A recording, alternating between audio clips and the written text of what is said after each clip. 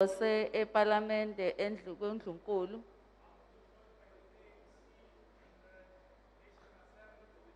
Ngizocela ukuthi makuphela lo mhlangano noma ngaphambi kokuthi uphele nisibonge ngoba sinilethele imvula. Ngiyabonga.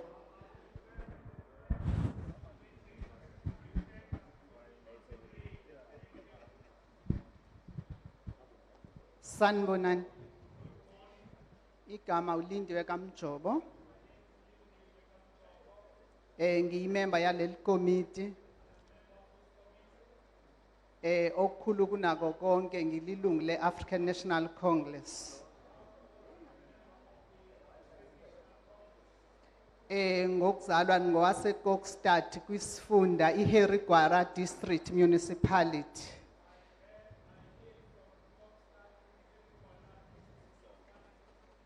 Abayaziyo kwakade kuthiwa yisisonke.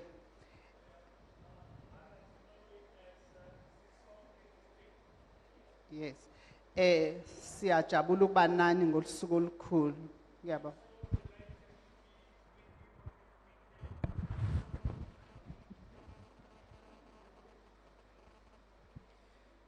Good morning, everyone. I'm Sharon van Schalkwyk, a member of the African National Congress, deployed to the National Assembly, and also a member of the Portfolio Committee of Public Works and Infrastructure.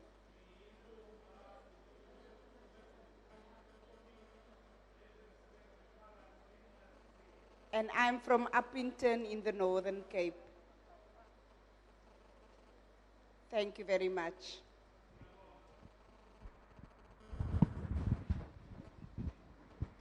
Sanibonani. Igama lami uElfas wakamathebula. Ngililunga lale committee i-Public Works and Infrastructure. Ngiphinde futhi ngibe ilunga le-Parliament. Njoba ningibona la ngimele inhlangano yabantu i-African National Congress. I represent the People's Organization, African National Congress. Ngokwesifunda ngivela eMpumalanga endaweni okubizwa ukuthi iHenry nakwaZamokuhle. Ngiyabonga. I come from Henry nakwaZamokuhle in Mpumalanga province.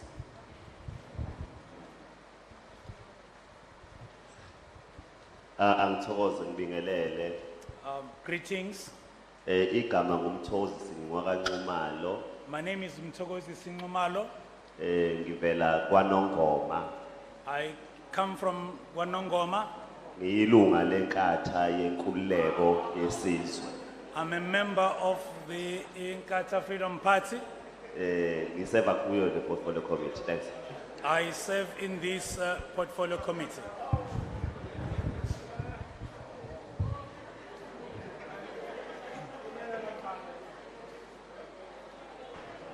Sanibonani. Good morning. Igama lami Wayne Thring. My name is Wayne Tring. I'm a member of the African Christian Democratic Party. Ngiyilunga le-African Christian Democratic Party. I serve on the Committee of the Public Works and Infrastructure at National Parliament on behalf of my party. Ngisebenza kuleli committee lengqalasizinda nemisebenzi emphakathi ngimele i-African Christian Democratic Party. I come from KwaZulu-Natal, Ngibuya khona nami la KwaZulu Natal. living out just outside of Durban in Pinetown. Ngiphila nje ngilihlala lapha eceleni kancane kwaseThekwini kwindawo kubathi Pinetown. And it's so good to be with you in the place of my mother's birth up here in northern Zululand. Kumnandi kakhulu basendaweni la kwazalwa khona umama ongizalayo khona la enhlane KwaZulu Natal. God bless you and enjoy this time with us. Inkosi nibusise nithokozele lolu suku kanye nathi.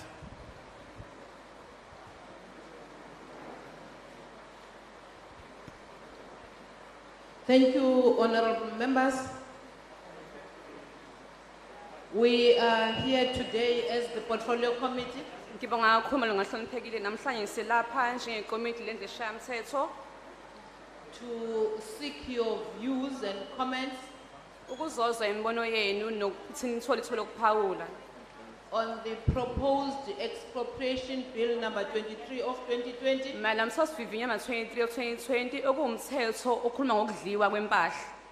a bill that seeks to repeal Act number 63 of 1975, Okumthethosivivinywa ozama ukushintsha umthetho number 63 of 1975 an act that was made by the then government, the apartheid government, okuwumthetho owenziwa uhulumeni wangaleso sikhathi okuwuhulumeni wobandlululo. as we all know, that government had laws to protect the few minority, Njengoba sonke sazi lo uhulumeni wawuqonde ukusiza labo abambalwa.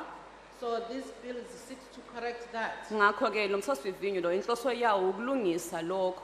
when it deals with expropriation of property for Njengoba public purpose and public interest. Ukukhuluma ngokudliwa kwempahla ngenhloso zomphakathi nentshisekelo zomphakathi. And then where in instances where it is possible, Ezimweni lapho kungenzeka khona nil compensation may be done kungenzeka kungabi khona ukunxephezela for expropriation of property La- for public purpose and public interest. lapho kudliwa khona impahla lapho kudliwa khona impahla ngenhloso zomphakathi nentshisekelo zomphakathi. So we are here to seek your views on that bill. Ngakho ke size lapha ukuzozwa imibono yenu ngalo mthethosivivinywa. We expect you to freely express your views Silindele ukuthi niveze imibono yenu ngokugcwele without fear or favor, ngaphandle kokusaba nokwenzelela. whether you support or oppose the bill, Umuntu asho ukuthi uyeseka noma uyawuphikisa lo mthethosivivinywa. whether there are any clauses in the bill that you want to remove or change, Uma khona izigatshana ofisa kuyishintsha umthethosivivinywa nalokho futhi usitshele kona.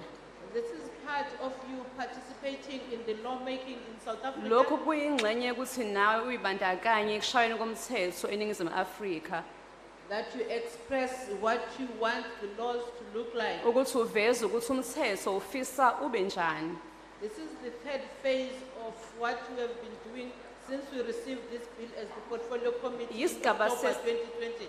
Isigaba sesithathu ke lesi somsebenzi wenzayo selokhu sawuthola lo mthethosivivinywa ngo-October 2020 njengekomiti lendleshayamthetho. We first sought the written submissions from the public, Saqale sacela ke izethulo ezibhaliwe ezivela emphakathini a process that was closed on the 28th of February 2020. okuyinqubo 2021. okuyinqubo eyavala mhla 28 February 2021.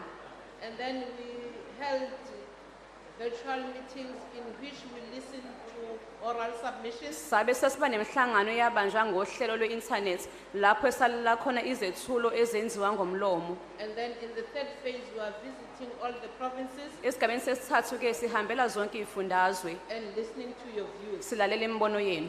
This is the fifth province that we have visited, Lesifundazwe singesihlanu ke esisivakashele. so we're really looking forward in hearing your Ngakho views. impela sikulangazelele ukuzwa imibono yenu. We have invited traditional leadership, Simeme baholi bendabuko, political parties, amaqembu ezepolitiki, organized labor, inyunyana zabasebenzi, business forums, inhlangano zezemabhizinisi, civic organizations, inhlangano zomphakathi, and all the organizations in our community nazo zonke inhlangano ezikhona emphakathini yethu and the individuals at large. kanye nabantu ngabodwana. So when you speak, please indicate which organization you come from. Ngakho ke uma usukhuluma sicela usho ukuthi uvela kweyiphi inhlangano. We will take all your views. Imbono yenu yonke sizoyibhala phansi soyithatha. You are only given 3 minutes to state your view. Umuntu unikwa imizuzu emithathu kuphela ukuthi aveze imbono yakhe. When 3 minutes is over, Uma seyiphela imizuzu emithathu we will indicate to you. sizokwazisa. Ground rules, Imithetho ke sinayo la ekhaya imi kanje. we all respect those that are speaking, Sonke umuntu okhulumayo simnika inhlonipho. so no one is going to make noise when someone is on the stage. Ngakho ke akekho umuntu ozoba ngumsindo ngenkathi khona usakhuluma. You are free to express your view in any of the 11 official languages. Ukhulele ukuthi ungaveza imbono yakho kanoma oluphi ulimi kuleli esinazo eziyishumi lapha ezweni. All that you are speaking to us, we take it seriously. Konke nikukhulumayo sizokubhekisisa nje kuba kuyinto ebalekile kithi. If it may happen Uma ngase kwenzeke that you speak on the issue that is not related to what we are bringing to you ukuthi today. ukhulume ngodaba ongahlangene nalokho esingakho namhlanje. We will refer it to the relevant department. Lokho okukhulumile sokuthatha sekuyise emnyangweni ofanele. You are all welcome. Nonke namkelekile. Please feel free to express your views. Lo muntu azwele khululekile ukuveza umbono wakhe. You are welcome again. Namkelekile futhi. We are now going to start Sesizoqala ke manje. by pointing those that are raising their hands. Ngokukhomba labo bazophakamisa izandla. We'll take 10 in each round. So saba u10 ngesikhathi. Can you then please indicate if you would like to speak? So cela ukuthi umuntu aveze aphamise isandla uma efisa ukukhuluma. Okay, number one, put it. Yes. Ubhuti Number one. ngokuqala. Obizwayo sitholeze ngaphambili. Number two. Number 2, Number three. number 3, Number four. number 4, Number five. number 5, Number six. number 6. I've pointed at you, put it. Bhuti ukhonjiwe. Both of them. Bobabili bakhonjiwe. Isa. Sicela usondele.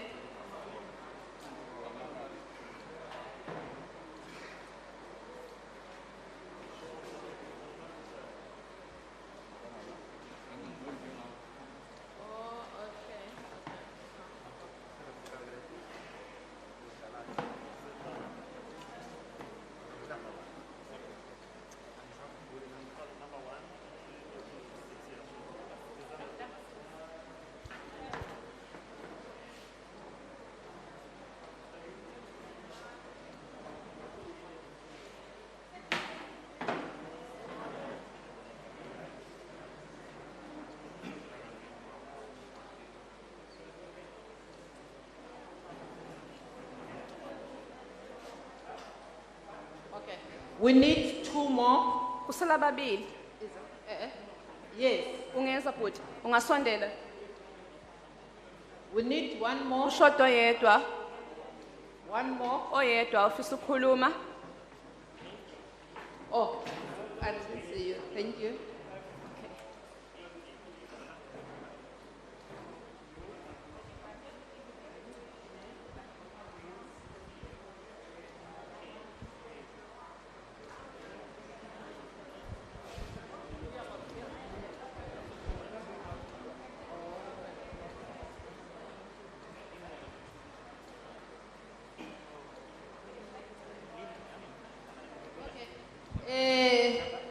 Masipinde, We'd like to repeat this.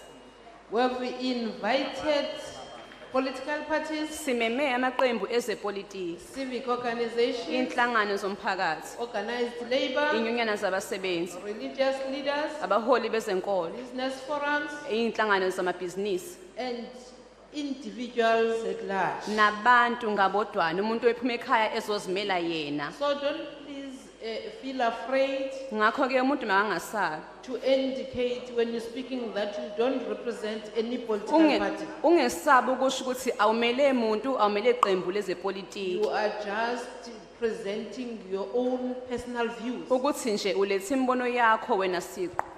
Siyabonga. Thank you.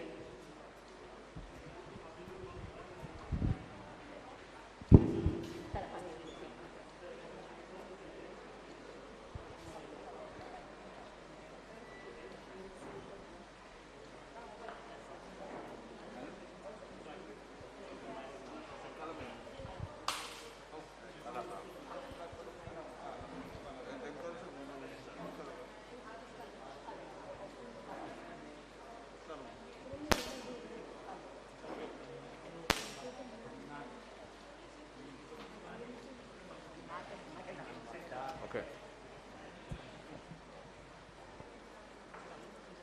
All right. Correct. Singaqalisa inkulumo. Mbambisana. Sanibonani. Good morning.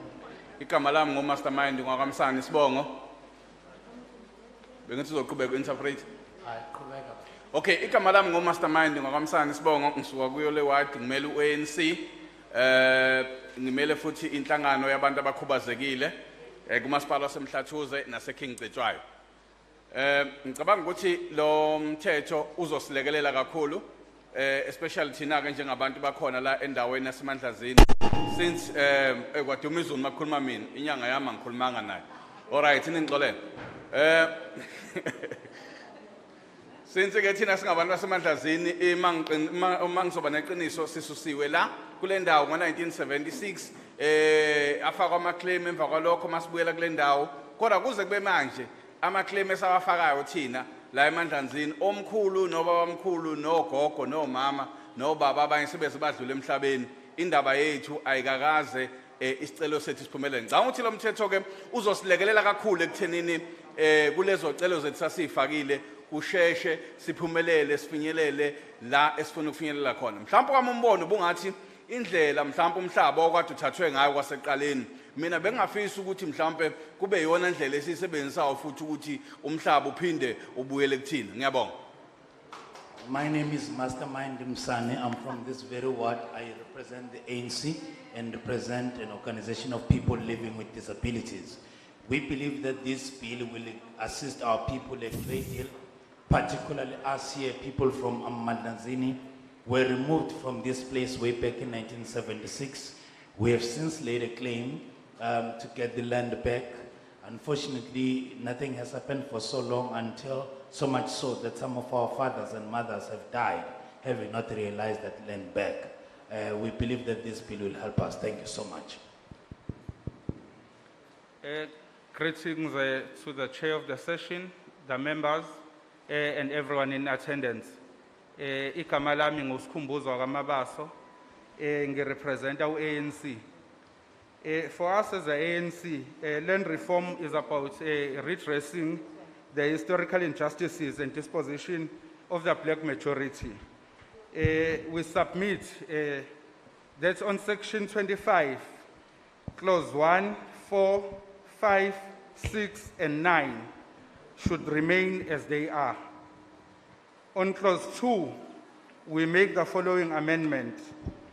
We'd like to add a new subclause 2C, which reads as follows. Subject to without compensation or nil compensation under conditions laid out in a law of general application. On clause 3, we make the following amendment at the start of the clause, which now reads as follows. Where compensation is payable, the amount of the compensation and the time and manner of payment must be just and equitable, reflecting an equitable balance between public interest and the interest of those affected, having regard to all relevant circumstances, including A, the current use of the property, B, the history of the acquisition and use of the property, C, the market value of the property, D, the extent of direct state investment and subsidy in the acquisition and beneficial capital improvement of the property, and E, the purpose of the expropriation. Expropriation of land without compensation as a tool to effect land reform and redistribution. Section 25, clause 2, subsection B, provide for compensation which must be determined between parties affected or decided or approved by the courts. On section 33.3, states that national legislation must be enacted to give effect to admin action that is lawful, reasonable, and procedurally fair. Subsection A states that national legislation must provide for the review of admin action by a court or have expropriation or have appropriate an independent and impartial tribunal. Expropriation of land is a just and equitable process to restore the dignity of our people in addressing the land question. The expropriation must be carried out by the executing authority, of which for us as the ANC, it's the executive. And only where there may be a dispute which cannot be resolved, should it then be referred to the judiciary. Thank you very much. The only part that I said in isiZulu, Chair, is that his name is Kumbuzo Mabaso, and that he represents the ANC. The rest was in English. Thank you. Sanibonani. Igama lami ngumthwanga phakathi. Sanibonani. Ngibonga ukuba khona kwenu. Igama lami ngumthwanga phakathi Funeka eWard 1 Ward 1 current. Ngisukuma lesinxephezelo 1965 ungena kwe-game reserve laba sesiqiwini babesusa abantu ngaphandle kwenkokhelo bebashisa bebathathe bebaqoqela endaweni befika bafaka emathendeni. So mina ngathathwa ngasiwa endaweni yasemsinga sidingisa ubaba oyi-ANC nami ngiyiyo. Lesikhathi besithathe besemsinga basisusa 1965 sahamba ngeenyawo sasofika emsinga ngeenyawo sahamba 18 days. Besizulu ishumi lesishiyagalombili iy'nsuku asayihamba. Bafika nasemsinga bafika basilahla nje ey'ntabeni zakhona ukuthi ke becabanga ukuthi umuntu lo fanele athole indawo yokulala. So kwaba buhlungu lokho ukuthi mase kufika isinxephezelo inkomo zazi u370 cabanga ukuthi kwe-land claim kwakusaphethe umbili eMaritzburg. Saclaim kwathi uma kunxeshezelwa abantu lapho kunxeshezelwa ngo-20,000. So inkomo zafa endleleni zaba ngaphezulu ka10 ezinye seyikhathele. So lokho kunginika ubuhlungu nesikhathi futhi sokubuya kwezwe lethu sokuthatha isikhathi. Kodwa izwe koba izwe nge-education imfundo phambili. Ngoba masilithatha sifuna onjini abazothi mabengena lectures bin baphume ePiet bahamba phasi komgodi bekhipha igolide neDiamond. So ke lokho siyakudinga yona nduku yokuqala ukuthi iANC yaba iANC ngokuthi kufanele ibuyisele abantu izwe labo libuyele kubona. Abantu bakha imijondolo isincubeva ngitoilet la umuzi la kunamgwaqo okuhamba kuphambana imoto la uyayibona lento nje ukuthi nathi izwe lethu inogamthini la emva wethu. Badla kulo izwe lethu angazi nima ngizwe kuthiwa 300 years. Akaze ngibabone odeclare besiwe kucommission bayomisa ukuthi njengoba nadla lelizwe nje kufanele ukuthi abantu manxephezela kanjani beyitapela ezweni lethu. Ngiyanicela ukuthi ke nimlethe udeclare simbone lapho commission ebuza ukuthi waliniko bani libitete lididi lokuthatha lelizwe. Ke ngibone nje lapha eParliament kuliwa kubangwa cha sifuna izwe esilivotela izwe lethu ukuthi malibuye. Nalokhu ukuchama emadrobhini asikufuni ehulumeni wethu. Umuntu athenga utshwala la chame la sikhombe sonke ngento yakhe eyimfihlakalo yakhe. Asikufuni nje lokho. Sicela nikuvala nikukhulume la eParliament asikuthandi. Ngiyabona mina umthonga phakathi eWard 1 current. I am Mr. Pagati from Ward 1. My point starts way back in 1965 when our people were removed in this area for a game reserve that was erected. We were removed and more like banned to some other areas. Our family had to walk for 18 days all the way to Msinga. And at the time when we made our departure, we had 370 cows. About 10 died on the way due to fatigue as we were making our way to Msinga. When we were finally down there, nobody thought like where we're gonna sleep as human beings and all that. We had to find our way. We've made our claims, we've since made our claims, but it's taking far too long. However, we feel that we must advance this bill as it will benefit our people, but more so, also advance our education so that when the land comes back, we'll be able to work our land productively and profitably.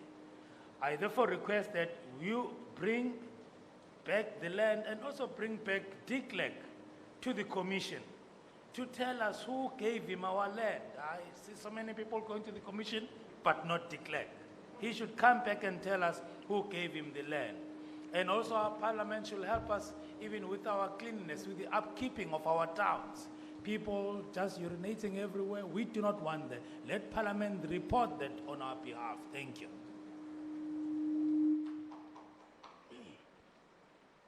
Sanbonan, mina Vincent Thokozane Melusi Khoza, Ward 1 eMzingazi. Ngilunga lika ANC. Ngi-ward committee member, ngibuye ngibe usihlalo we-war room. Last dila khona ngempela nenhlungu yabantu. Ngifuna ukuthi okokuqala nje ngiyayisupport ibill malunga eParliament. Kade ngilalele la sicula iculo lesizwe. Ubhlungu obuzwayo kuleli yaculo uma ubuka ukuthi uEnoch Sontonga walicula leli culo ekuyiphi inhlungu. Ngiyazi ukuthi kunezilimi eziningi lapha. Kodwa laba abanye bayiculela nje ngoba iculo. Cishe uEnoch Sontonga wayezubhlungu bangempela. Lezi zinye izilimi ziyayiculela nje ngoba kuyaculwa futhi baphoqelekile baseParliament noma la kusuke kuhlangenwe khona. Kodwa umuntu wayezubhlungu ngempela uyezwa uEnoch Sontonga wayicula leli culo engathi uzilile ezubhlungu. So liwumthandazo mawulizwa leli yaculo. Engicela ukubonga ngisazoqhubana nangizokusho ngaphansi ukuthi uma ubuka lento eniyenza iconsultation is part of 11 principles yebathupili. Leli committee bathupili lithi abantu kuqala. Mina ngizothi abantu abamnyama kuqala. Anginandaba nalabo abanye, abantu abamnyama kuqala. Ngoba ibona bezubhlungu. Bathupili. So lo consultation ngiyawuthanda ngoba malunga eParliament ngqo kulaka ANC. Bengihlala ngigxeka mina ukuthi ezinqumo engake ithathwe eParliament singathintwa kanti bakhuluma nobala ababantu. Obani abasobe bekhulume nabo. Nenze kahle naze nafika la njoba nithi province ka5 le. Lama province awu9 I can tell you now. Mhlambe izoba yodwa. Mhlambe ngoba eWestern Cape kuphela noma yenye ezothi umhlaba awungabuyeli kubantu. Kodwa nje onke lamanye azobethi umhlaba ubuyele kubantu. Siyabonga kakhulu ukuthi nize la. Nakuthi nami nje engihlale ngikhononda ngigcine nifikile kumina ngiyikhulumela. Kuthi cha awubuye bafethu umhlaba kuba. Yabona 27 years bafethu sikwi democracy. Usomude kakhulu kwakufanele nje ngonyaka wesibili kuphethe ubaba Mandela umhlaba uthathu ubuyele kubantu. So siyacela ku section 25 ngempela noamende bafethu. And ngangaba nethuba mama wena usihlalo lomhlangano okuba seKapa. Ngabona lapha eKapa ukuthi ngathi khona indawo la kuphuzwa khona ama beverages. Engathi nganciphisa lokho kushisa kuze ningalala lapha eParliament. Ngenikhuluma izinto ngempela eziqinile. Angazi noma nidlula khona nisaya khona noma nidlula khona senibuya khona. Kodwa nje labantu abalala eParliament siyacela basiphumele. Ake kube nabantu abazokhuluma lapha into ekhulumekayo. Into yabantu abamnyama ibhlungu kakhulu ngoba njengoba bathe khuluma labo abafuneka. Akekho umuntu wasuse endaweni yakhe ehagwa kuthiwa Dolly kuthiwa Baby. They were forcefully removed abantu. Akekho umuntu wayehagwa lapha. So le ndaba yokuthi nje mhlambe there must be equitable just finance ukuthi umuntu ancephe ayikho lona. Ubani wathola ishumi ngesikhathi abantu besusu. Akhona oyedwa. Kwavele kuthiwa nje suka. Nansi truck isimila la ayisha uyentambanana. Nansi truck la ayisha la uyemsinga njengoba desha babufuneka. Ayikho nje indaba ayekho umuntu wayicela. Akho umuntu ofuna athole ngisho. Uma etholile awubonga ngoba inhlahla yakhe. Kodwa nje ayikho into ofuna ayithole. Umhlaba ubaleke ngani kubantu abamnyama noma kumuntu nje umhlaba. Ubaleke ngalokhu sihlalo. Emhlabeni uma unemfuyo utshani izobuthola. Emhlabeni uzokuthola ukudla. Ukudla nje ukudla okutshalwayo. Emhlabeni uzolithola idiamond. Emhlabeni uzolithola igolide. Emhlabeni uzoyithola insimbi. Emhlabeni uzolithola ilahla. Hamba uye lapha olwandle mina ngihlala ngasolwandle. Ubuke lapha imkhumbi ephumayo nengenayo. I-raw material la eSouth Africa ithathwa i100 izobuya isibuye eNgilande isi350 into eyodwa. Uthathwa lo mhlaba thina siyahlupheka la. So ke uma kungenzeka ukuthi siphelile isikhathi ashesheke bafowethu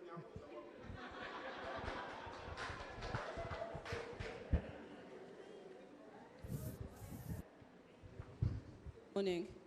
Good morning. My name is Vincent Thokozane Melusi Khoza from Ward 1. I am representing the ANC. I'm a ward committee member. I support the bill. I was listening to our national anthem as it was being sung. It's a very painful song that Enoch Sotonga wrote. Yes, now it is in many languages, but others just sing, whereas Enoch Sotonga felt the pain and the suffering when he wrote that song. He was actually mourning as he wrote the song. Secondly, but consultation is part of the Batsopele principles. Because Batsopele means that you must put people first. In my case, I say put black people first because black people are suffering. I like the fact that you came here to consult with us as the ANC members. I've been criticizing the ANC for not consulting. I was wondering who they actually consult before they make rules there in Parliament. So I'm very, very glad that you actually came here and you said you are going to all the 9 provinces.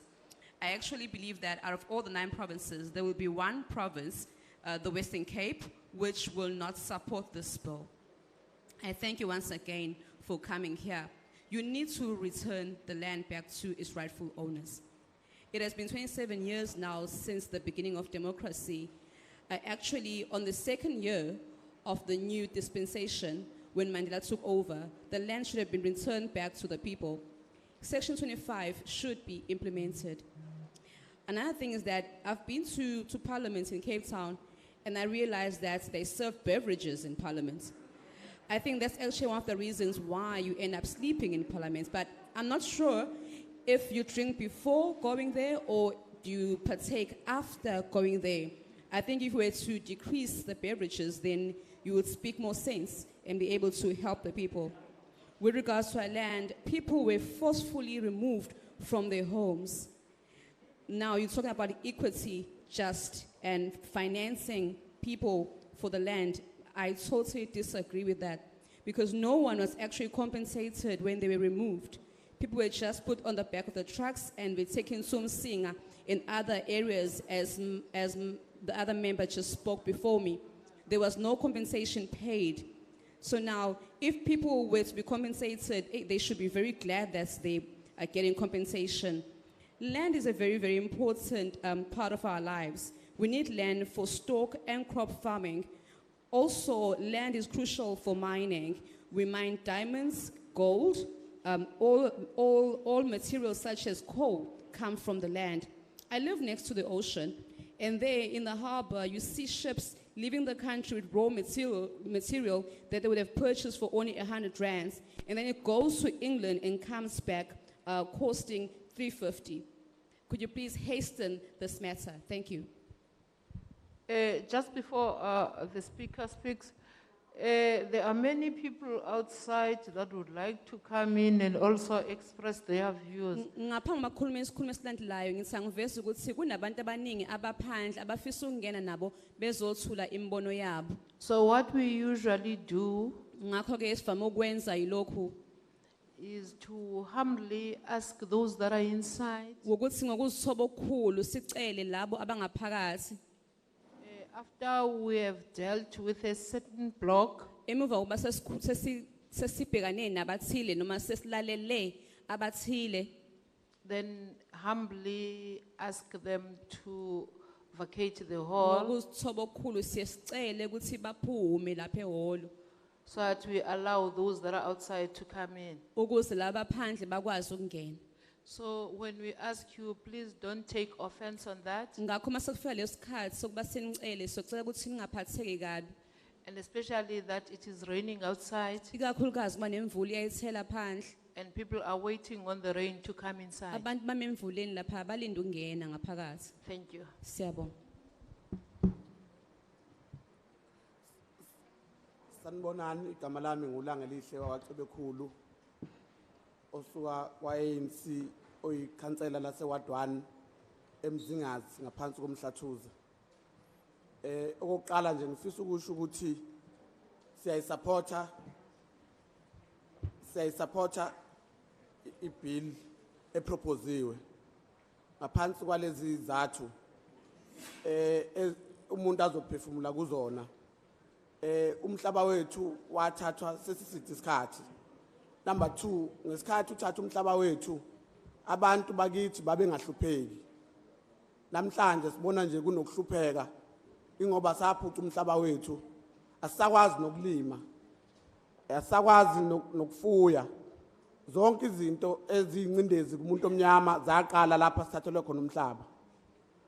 Now kuyinhlamba ke ukuthi abantu bakithi abangaka sibathumele eParliament uma ungabuka nje la ngendlela amameleke ngayo la baningi. Kodwa nje kube nabantu abathile abangongciwa abangontamolukhuni abathi bona bafuna ukubuyisela umhlaba. Siyazi ukuthi akusikho kokuqala uhulumeni wethu noma iqembu lethu lika-African National Congress lilwa nento yokubuyiswa komhlaba. Kuze kufika lana nje ingoba lapha ya sibathuma beyongena nabanye abangahambisani nombono esibathumele wona. Siyafisa ukusho ukuthi njengomphakathi siyafisa ukuthi ke-expropriate section 25 cha siya expropriate impela sanithumela lokho. In fact asinayo enye interest noma kwezepolitiki ngaphandle ukuthi sifuna umhlaba wethu ubuye. Singadlalwa nje osomathuba bese bethi ngoba bayazi ukuthi ngenkathi sinithuma sasinithuma ukuthini bese kuba yibona kuqala bathi bayagijimisa ukuthi bona ngathi bajahile kunathi. I understand ukuthi i-process ayilula ngoba kukhona nabanye abangafuni ukuthi umhlaba ubuye. Kodwa ngoba nabo batsheneni ukuthi cha sithini siyawufuna umhlaba. Ngaba akukho lokuhlupheka esinakho namhlanje kube sinomhlaba. Ngoba thina ukuzalwa kwethu sina sazalwa sivele siyiphilisa ngawo umhlaba. Mabe uthatha kwaba ukuhlupheka kuthina. Ngiyakuphinda lokho kwesibili. Manje sinengxaki yokuthi ke siya kanjani phambili. Kodwa ngoba siyanethemba nikhona lapha ya. Okumphako nje ukuthi musani lokhu niqwebhana iqhathaniswe laba abancane, niqhathwe laba abancane abangafuni umhlaba ubuye. Nigcina senilwa nodwa niyeke the co-focus esinithumele yona lapha. Sanithumela umhlaba. Musani nje ukwenza lento eniyenzayo. Niyasiphoxa. Sihlezi sibuka indaba niqwebhana nodwa. Labo kuyibona baniqhathayo abangafuni umhlaba abafuna ukuthi niluze focus. Bahleli nje baphila kamnandi. Uyabona nje kube ngempela kuyezwakala ukuthi siyawufuna umhlaba. Ngabe laba bawuphitsa abekho la. Kodwa ngoba bakhona la ngoba bayazi ukuthi uhulumeni wethu wenza ukuthi kube lula ukuthi nanoma ubani akwazi ukuthi abe nezwi. Siyawufuna umhlaba ufuthumani akwazi ukuthi.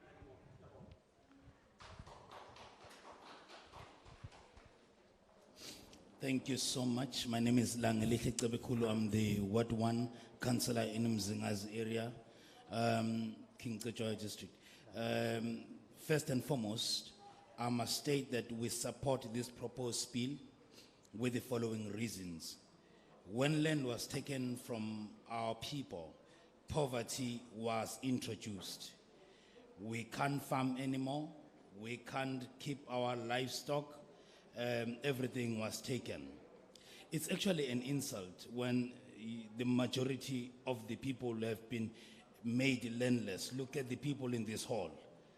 And you find a few capitalists who are now controlling and running everything. We truly want our land back. We want this land expropriated. And we got no any other interest. We want the land back. We won't allow some opportunists to, who pretend as if the land issue is actually their priority, when we know there are processes in place that we need to follow to get back our land. We trust you as our leadership in Parliament. You are representing us there. So please try to shy away from infighting. Be careful of infighting. That's just my advice to you. Because we see you in Parliament every now and then. We elected you there. You are representing us, but we get embarrassed when you begin to fight alone and lose the main focus and lose the mandate that we, the people, gave you. So don't allow detractors in Parliament. I thank you. Ngiyabingelela. Ngingumuzi Madonsela eWard 10 eMthonjani. Ngirepresenta uANC. Ngiyazi ukuthi kumanje nje umhlonishwa uMulder weFreedom Front Plus uyaveva. Kodwa besicela ukuthi siqhubeke nokulanda lo mhlaba owahamba. Kodwa ke nina abaholi beANC la sicela ukuthi niphinde sinithume eqinisekiseni ukuthi i-expropriation engenayo imfundo iyize. Sicela ukuthi kuqeqeshwe abantu ngezifundo zezolimo. Baphinde futhi banikezwe izindlela zokuthi bangawathola kanjani ama-potential markets okudayisa imikhiqizo yabo. Bese kuthi labo abanemhlaba esivele ikhiqiza benziwe ama-shareholders with an immediate effect. Ukuze sikhumbule futhi ukuthi njengoba kukhiqizwa nje bekuwukudla sikudla sonke. So kukhiqizwa ukudla kwesizwe. So uma sizonika umuntu ongekho ready sizobe futhi siyawulahla umbono wokusungulwa kwalomthetho. Siyacela impela ke ukuthi ke ngaphekwa konke ke lokho abaholi bethu abanikeze ama-BEC branch i-information bekwazi ukuthi beyoyidlulisela emphakathini noma emakhaya ngoba ibona abahlala nalabantu aba previously disadvantaged. Ngiyabonga.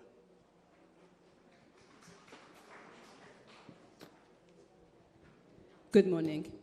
My name is Umhlathuze. I am from Ward 10 at Umhlathuze. I represent the ANC. The Freedom Front Plus leader is the one who disagrees with this. But I am here to say that please do return the land that was expropriated from the people. To the ANC, what I have to say is that you should educate people about farming once the land is expropriated, because there is no point in giving people land but not educating them. Secondly, I would like you to help people when it comes to markets for selling their produce, because people who own land should be able to have markets where they can sell their produce. And they should also be made to be shareholders in those businesses with immediate effect. If people have land but then they are not doing their work well, that food which is supposed to be for the nation would not be able to reach where it's supposed to reach. If people are prepared so that they can be able to work the land or to sell the produce, then this act would be successful. Otherwise, it would just be a waste. I would also like to request you to relay information to branch leaders so that they can pass on the information to people out there who are vulnerable. Thank you. Ngicela ukubingelela isikhulu zethu ngokwegaba zabo bonke. Igama lami nginguGertrude Phathekile Mhlongo oganele kwaHlabisa. Ngingokuzalwa kule ndawo yaseMandlanzini enihleli kuyona namhlanje ebizwa ukuthi iRichards Bay. Ngaphambi kokuthi ngikhulume ngoba ngizophelelwa isikhathi, ngizofisa ukusho ukuthi lo mthetho ohlongozwayo ngiyawusupporta noma ngiyaweseka 100%. Isizathu sokuthi ngiweseke ubuhlungu engakhula kubona engabuzwa kwenzeka kumina. Njengoba ngikutshela ukuthi ngingokuzalwa kule ndawo yaseMandlanzini, le ndawo enihleli kuyona esibizwa ngeRichards Bay. Siye sasuswa ngenkani ngesankahlu ngonyaka kusukela ngonyaka ka1975 kwazoba unyaka ka1976. Sayiswa endaweni okuthiwa intambanana, indawo enjengendawo engathi i-desert kanje. Abantu bakithi bafika bafa bebulawa izinyoka ngoba indawo babenikezwe yona yayisiqiwe. Abantu bakhona balahlekelwa amalungelo okufunda. Abantu bakhona bazange benqashezele ukuze kube namhlanje. Yileso sizathu esingesithi ngimela namhlanje. Nginazise futhi ukuthi ngilunga likaKhongolose elithembekile kuyena futhi engifisa ukuthi ngize ngihambe ngiwuyena ngoba ngiyibonile imisebenzi yakhe sisebenzela. Zibuzeke ukuthi kungani namhlanje na futhi siphinde sihlale la ekubeni sithi sasuswa. Kuthe ngonyaka ka1992 kwano Mnumzane ukuthiwa uAndreas Mthiyane owaphupha iphupho elathi akuvuswe umuzi wasempuze okuyithempeli lamaNazaretha elila kule ndawo ebizwa ukuthi iBedzood manje. Ngiye ngaba omunye wesifazane obesekomidini lokubuyiswa kwalomhlaba. Saqala saxoxisana nomasipala waseRichards Bay kwakungakabi wona Umhlathuze kwakuse-Richards Bay Borough. Saxoxisana nabo kwakungamnandi kwakuyizikhathi kuphuma uMandela kwathiwa sisetshenziswa u-ANC njengoba silwela indawo yethu. Wakubiza ukuthi masife nakuba niyasibona kungumusa kaNkulunkulu. Indawo siye sayithola 1993 la sasayinelana khona sabuya sazoqala ukuhlala ngo1996 kule ndawo. Kungakho namhlanje nihleli la ngaba nihleli lana ukuba zange sizabalaza. Lo mthetho ngiwubona uzosiza kakhulu ngoba thina iclaim yaseMandlanzini iclaim yokuqala mhlanje uhulumeni waseSouth Africa ethi akuclaim imhlaba zaba iclaim yokuqala kodwa ngeke ukhole ukuthi namhla lokho asikhokhelwe. Bakhokhelwa abantu left and right but thina sikhokhelwe. Uma kukhulunywa ngalolu daba sasibatshela ukuthi asinelisiwe imali yodwa. Nomhlaba siyawufuna ngoba umhlaba isona sisekelo sempilo. Imali nginezi miliyoni namhlanje izophela but umhlaba uzohlala ukhona. So ke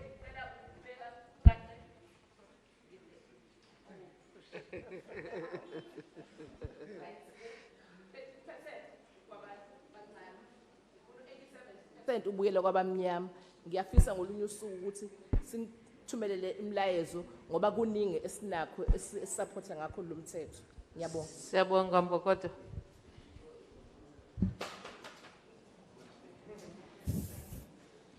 Thank you so much. May I greet you all, I greet all our VIPs in all their protocols and all their ranks. My name is Pategile Gamhlongo Hlabisa. I was born and raised in this place of Mandlanzini.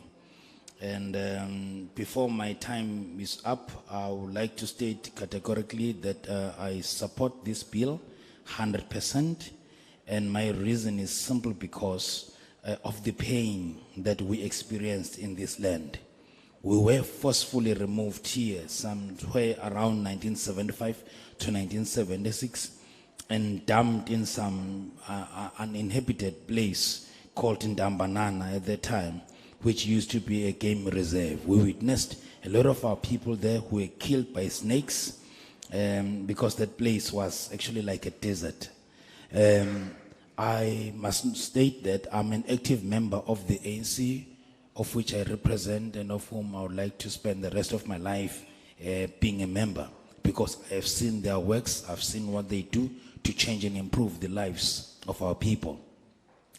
In 1992, there was a man who received a vision, a vision or a dream of returning and rebuilding a house of Umhlathuze. That place is now called Bedzood here in Richards Bay. People started fighting to get back to this land as early as in 1993. We started coming back. Even this place of Mandlanzini, we wouldn't be here if we did not fight to come back here. You wouldn't be here today. So Mandlanzini became and was the first land claim that was made in the new democracy. And people said, we don't want money because money alone is not good enough. You can give us millions today and they'll be gone tomorrow. But land is forever. So, yeah, we need our land. Thank you. Angibingelele ilikhulu zeParliament ngibingelele wonke umphakathi okhona. Igama lami nginhlanhla ngokwaZulu ngisuka eNdlunkulu. But I'm not coming here to present a royal house because I didn't give the mandate. Kodwa ngihlala la eKing Cetshwayo. Obaba mkhulu bafa befela lo mhlaba. umhlaba baqala ukuthatha ngo-1913 wathatha wonke umhlaba wabantu babona belungu ukuthi kukhona indawo ezasala bawu-amend ngo-1975 baphinde bawuthatha wonke wawusele lo esikuwo nje wathatha ngo-1975 ngoba bebona ukuthi khona okusele manje uma ngabe umhlaba sokuthiwa sikhululekile ngicabanga ukuthi nabo abelungu njengoba sibabona lapha badidekile sasithi sifunani uma ngabe kuyikhona into ayayilwela ngoba bamkhulu singakaze siyithole kuze kuba namhlanje kodwa kuthiwa sisenkululekweni uFoster bembeka wagibela phezu kwetafula athi Western Egg bathi Western of itafela bathi niye Western of itafela ni external itafela sakopho namhlanje bahlethela phezu kwekhanda lethu kodwa kuthiwa sikhululekile umhlaba akazubuye kithi amaliba obaba mkhulu alapha emakhosini kunabantu asebeclaimile manje ukuthi lapha emakhosini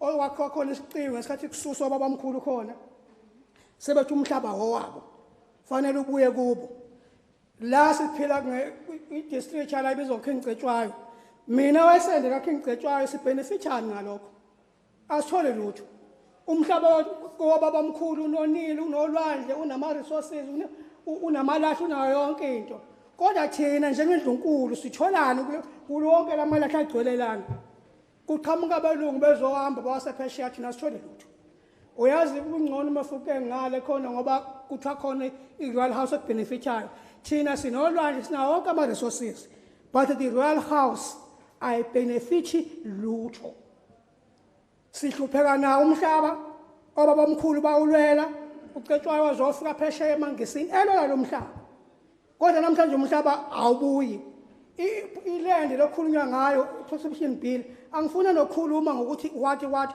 umhlaba wobaba mkhulu awubuye ezandleni ezibafanele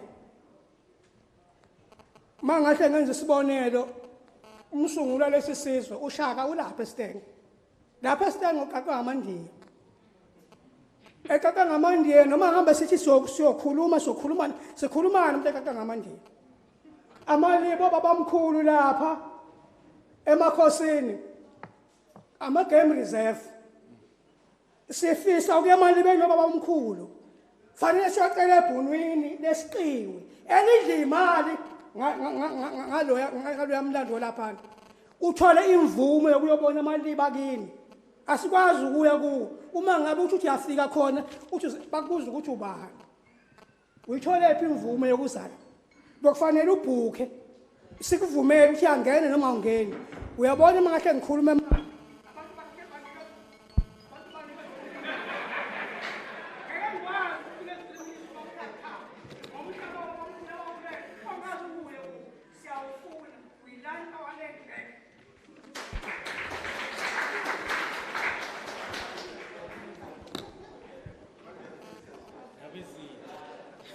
Good morning. I greet the members of parliament and I greet the community at large. My name is Umhlathuze. I am from the royal household. However, I am not here to represent the royal household. I live at King Ngcetshwayo. My ancestors died for this land. In 1913, that's when the land was taken. No, it's fine. But some of the land remained. Then the white men realized that there was some land that had remained. Then in 1975, they amended the act and took some more land. We have freedom, but then now the whites are still confused as to where is this freedom that we have, because our ancestors died for this, but then the white people are still controlling the land. They control us. If you are at a certain place, they ask you what you are doing there and who you are. There have been then claims that have been lodged, but then people say that the royal land belongs to them as well. In Queen Ngcetshwayo, we are not benefiting from resources. There are no benefits. You find that resources are going overseas to other countries. There are lots of resources in this area, such as the sea and other resources, but there are no benefits that are going directly to the royal household. Our ancestors fought for this land. King Ngcetshwayo even went as far as going to England, fighting for this land. we need the land to be returned back to its rightful owners. You find that King Shaga's grave is at Stenga and it's surrounded by Indians. You find that other ancestors' graves here are at game reserves. So we are unable to visit our ancestors' graves.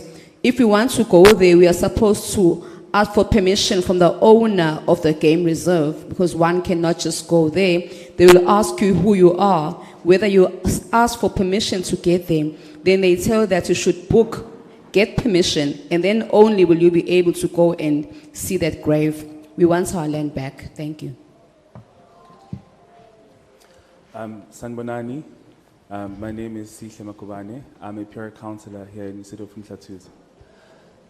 First of all, I would like to start by addressing the submission that we've received thus far. I think that the Parliament and the committee has a duty to clarify to the public that this bill is about the expropriation by organs of state. And I think that if we're going to ensure the integrity of the process, people need to know that this is not expropriation of land for people to take the land as the made in submission. This is the expropriation of land for the state and organs of state to use in the public interest. And I think that we run into the risk of questioning the integrity of the process if majority of the submissions do not speak to what the bill is about.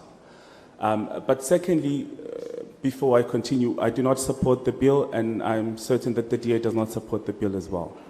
I would like to first point out section, I think it was section 12. Yes, section 12, subsection 2, and subsection 3. I'll start with subsection 3. It says, it may be just and equitable for nil compensation to be paid where land is expropriated in the public interest, having regard to all the relevant circumstances, including but not limited to. And then if you skip that, you go to see, it says, where an owner has abandoned the land by failing to exercise control over the land.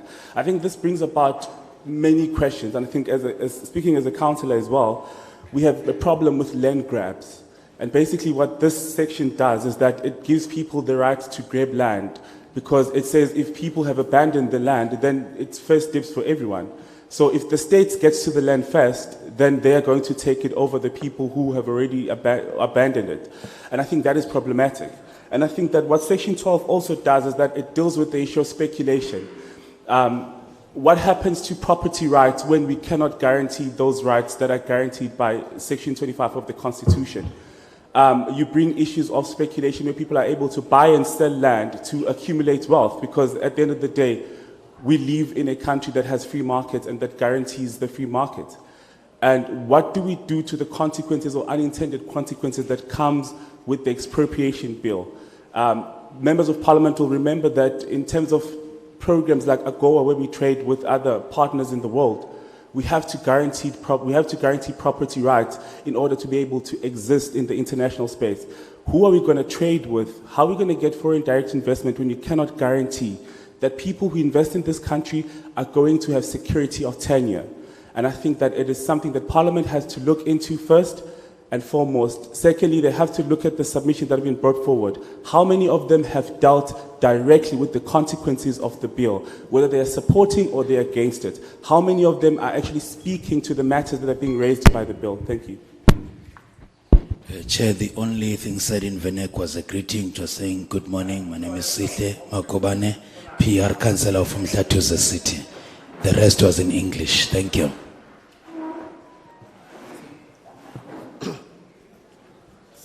Sanbonani, igama unkosi ngiphile Prince Mthiyane. Ngifuna uqala nje ngokuphoxa enguzwa manje.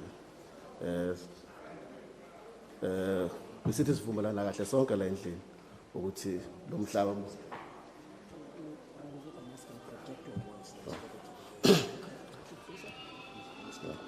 bengithi sivumelana sonke kahle la endlini ukuthi cha umhlaba ubuyele kubantu. Kodwa kuyangithusa uma ubuza umuntu omnyama ethi akawudingi umhlaba.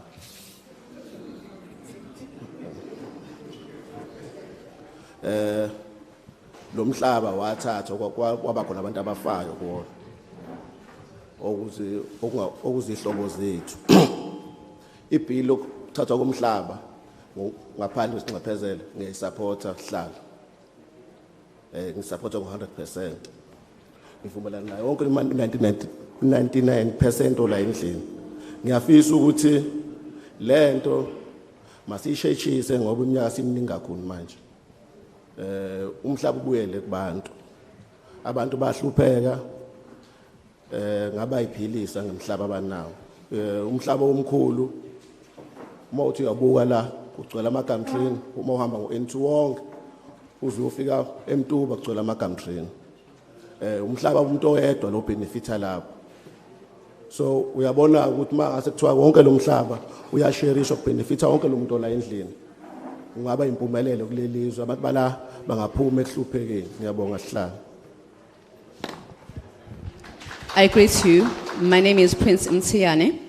I'm quite surprised to hear that there is someone who says that they do not want or need the land. Our relatives died because of land issues. I support that land should be expropriated without compensation. I agree, as 99% of us present here agree. We need you to hasten the procedure of returning the land to the people because it has been many, many years now. People are poor and they are suffering. You find that ancestral land has lots and lots of gum trees. If you're traveling on the N2, you'll find that there are lots of gum trees along the N2. And all these gum trees and the land belongs to one person. Only one person is benefiting from this. It would be much better if we were to share the land so that everyone could benefit. Thank you.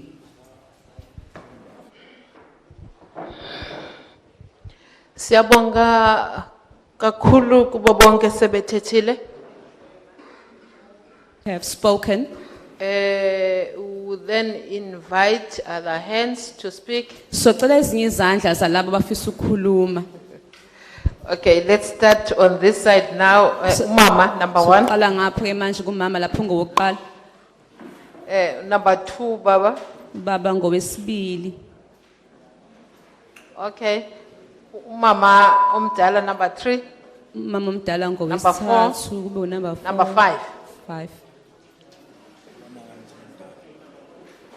Ukusho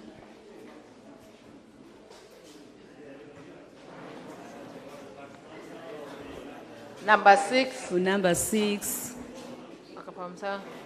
Number 7. Number 7. Number 8. 8. Okay, number 9. Number 9. Number 10, right there at the Number back. 10 lo laphaya. At the back. Ngemove. Ababa singabathathanga sizogqibezela.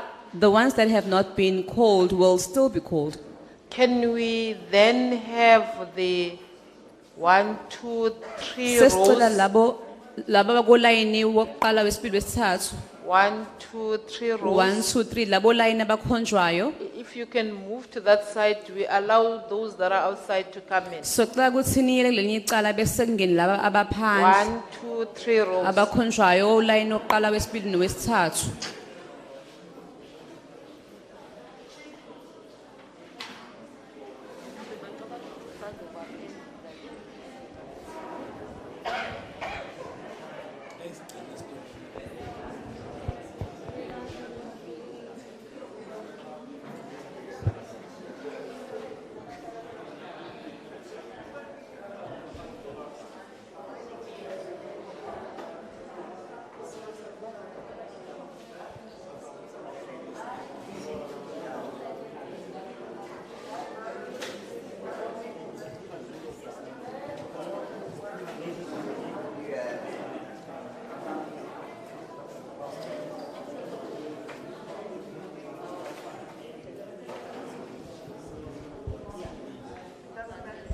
If it is possible, uma kungenzeka,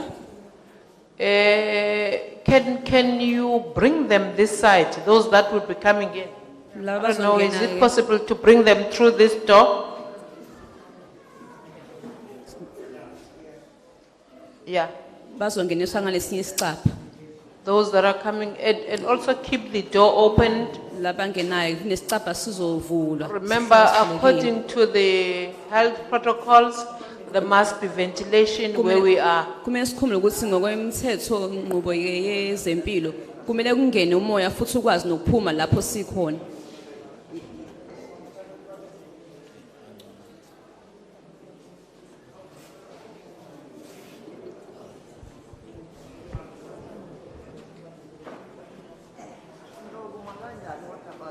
No, let her sit down, just give her the mic. Hlala mama. Mama ungahlala phansi. Hi student. Can you give her the mic?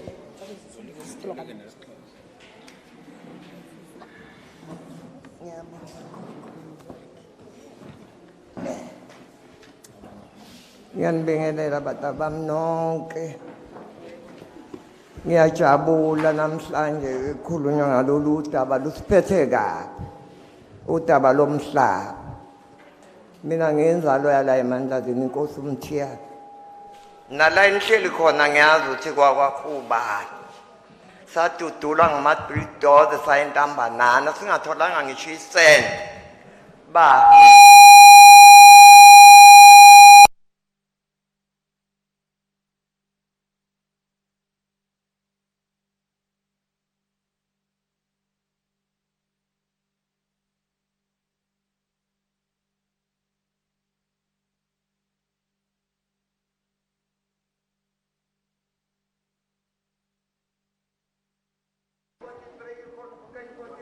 There's no sound.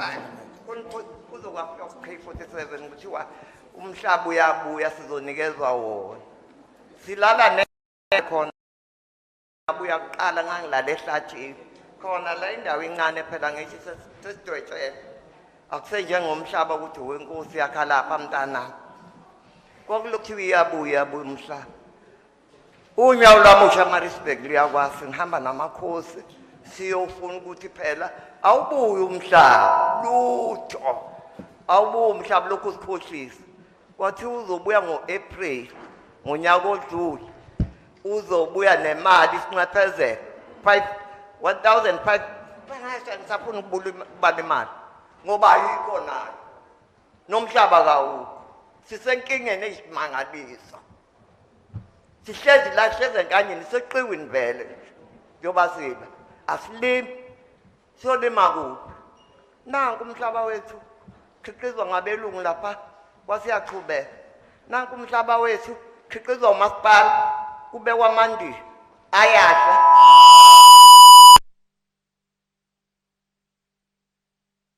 emkhandlwini wenkosi ke bataba njoba ngila uMthiyane ingivuse kusuku ifone gogo hamba ngoba abantu basenkingeni wonke kodwa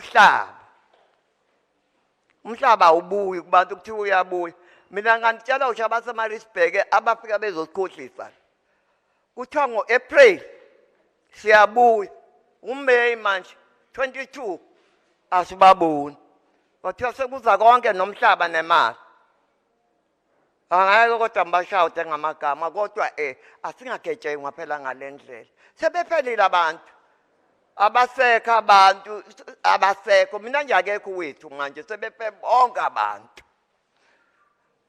ngathokoza uma ngizohamba ingane zami ubuyile umhlaba nezingane ngizazi ukuthi angiyishiye entabeni izingane ezihlala emqashweni koyikhawini hlala konseleni kodwa umhlaba nanku ukhona hayi ukuthi awukho ukhona bayadla badla ngawo nanka amafemu sambela lapha sithutha kukhona ifemu kwakuthiwa uTriyop kwathiwa manje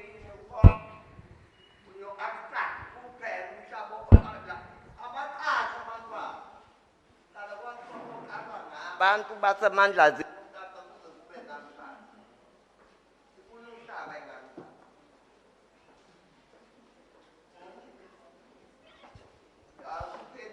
mntanami ukuthi angisine ngiyibethele awuthi ngisine futhi angazi noma nizobuya yini noma niyakhohlisa sesikhathele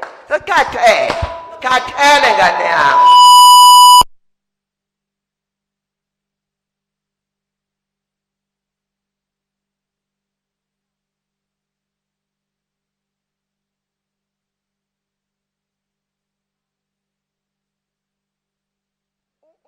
uNkulunkulu akekho kumntolo wakhe. uNkulunkulu ulekelela abantu abangalwi abazothile sizothile nje. Hathi ngoba sizilile singawashisa amafemu. Bye bye. Enkosi ma.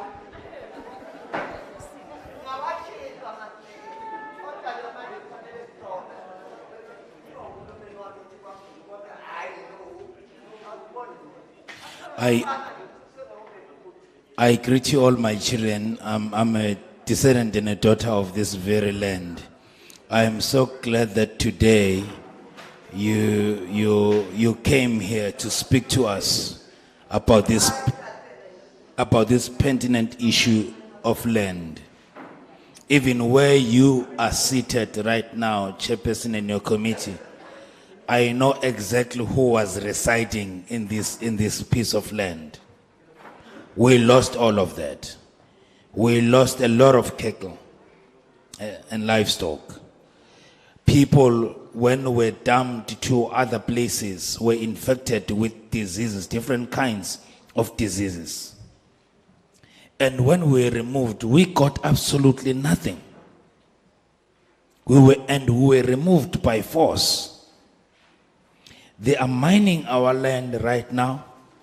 They are producing all sorts from our land right now without any participation or profit on our side. Many have been here, even from Peter Marisbeck.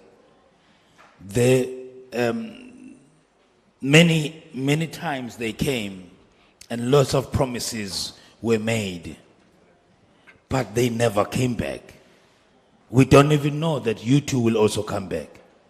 I won't name and shame anybody, but we hope that you must come back to us with some progress and feedback. There is big firms working in this area. They don't employ or benefit locals. We don't know anyone. We don't know whether you will also come back here. We are tired and we want our land back. Thank you. Sandonan, ngibingelele yonke iParliament nazo zonke ihambele khona. Igama lami ngumandla Khumalo. Ngisuka endaweni yakwaSekamthethwa omele iANC kundawo kuthiwa iYandamfolosi kwamasipala waseMfolosi. Umuntu uqale uthi akabonge nje ukuthi sibe noANC ukuthi ekwazi ukusumela ukwazi ukuthi kukhulumeke ngento ezahlwithwa kuthina namhlanje esethi masisifuna bese kuthiwa ufuna siqale kuphathwa amabhili kanti ithathwa kuphathwa ngamabhili uzayithathwa nje umuntu ngeshwa noma ngebhadi usefana nendodana yolahleko la eMandlazini besikhona 76 ngakufunda first year esikoleni kuthiwa isemaqwabi saqhuzula noma ngangimncane kodwa ngiyabona nje kuthiwa abantu baseMandlazini babuyisela indawo kodwa mina kwa-Alsaf ngo-1976 ngifunda first year ngangihamba ngenyawo engakholwa ukuthi sasila lapha e14 le ekuthiwa manje i14 yona ndawo sahlala kuzona amayikhanga salikhomba ngaba ngangimncane kodwa ngiyazi sasihamba ngenyawo lapha soyifwe sihamba nabazali kuyofunakala ongamaplanganyana kokwakha sasuswa lapha sayiswa le kontambanana kade ngokuthi umama omnye ekhuluma umama uhlabisa silahle kontambanana lapha yana eqiwini abantu bedlwaza inyoka kunomfula omkhulu okuthiwa inseleni la kwakuthiwa khona abantu boncephezelwa ujombisa umfula kwenziwe short lomfula abazathi abawujombayo bazodliwa zingwenye kukhande udongo olude kuyofola umlungu okuthiwa uJordan kuyangimangalisa namhlanje ukuthi masifuna ibuye lomhlaba sahlunyezwa kanje kodwa namhlanje sifuna futhi siphathele amaphepha lawa ku-apply ngemthetho ithizo 25 banibani bengizothi nje mina kube kuyenzeka ngabe emhlaba ethi kade yathathwa ngoba sililwele lelizwe saye emahlathini sawolala khona sithi izizwe ethi lobuya futhi ngokwethu sasithi lobuya ngebhamu so ke kwangena engxoxweni ngizo lezi ngxoxo ezibambezelayo namanje futhi eksala ukugijima zona esifisa ukuthi ngathi noma ngabe kuthiwa seyiqaliwe-ke ake yishesheke ungenani ake yisheshe bese phinde futhi umuntu ebuya kulento le ephatha lemhlaba le esiphila ngaphansi kwakuthiwa imhlaba yengonyama asijabule nakhona makhosi akithi ngabakhona la asazi thina mhlaba uyimhlaba uthi nasothi kubuya ini kithi ngoba thina sisemakhosini unika lokho kunikwa khona kuthiwa ukhonzile kodwa futhi ekugcineni ma ukhonzile ukhonzile lokukhonza kwangampela usuke kukhona ukukhiphile uthi uma ukhiphile mhlawumbe longihlephela bese kuthiwa futhi hamba futhi uyofaka ukuthize enkosini angazi umhulumeni uyasilekelela mthi mhlawumbe lo kwabakhosi la siphethe kulunga kanjani lokho sikuphinde kuba nalemhlaba ephethwe amabhunu engomakhelwane nathi uma uzibuza nje uma ulapha enkosini umthethwa busuye enkosini usokhulu nenkosi umbuyazi busu uzibuza lamahlathi lawo ngesikhathi lamakhosi ethola lemhlaba uzojombo N2 lemhlaba bayithola kanjani laba abantu siyafisa ukuklema so singaphansi kwamakhosi efuna ngaphansi ngamphambi siyikleme noma siyilwele kodwa silandela amakhosi so bengithi uhulumeni akasondele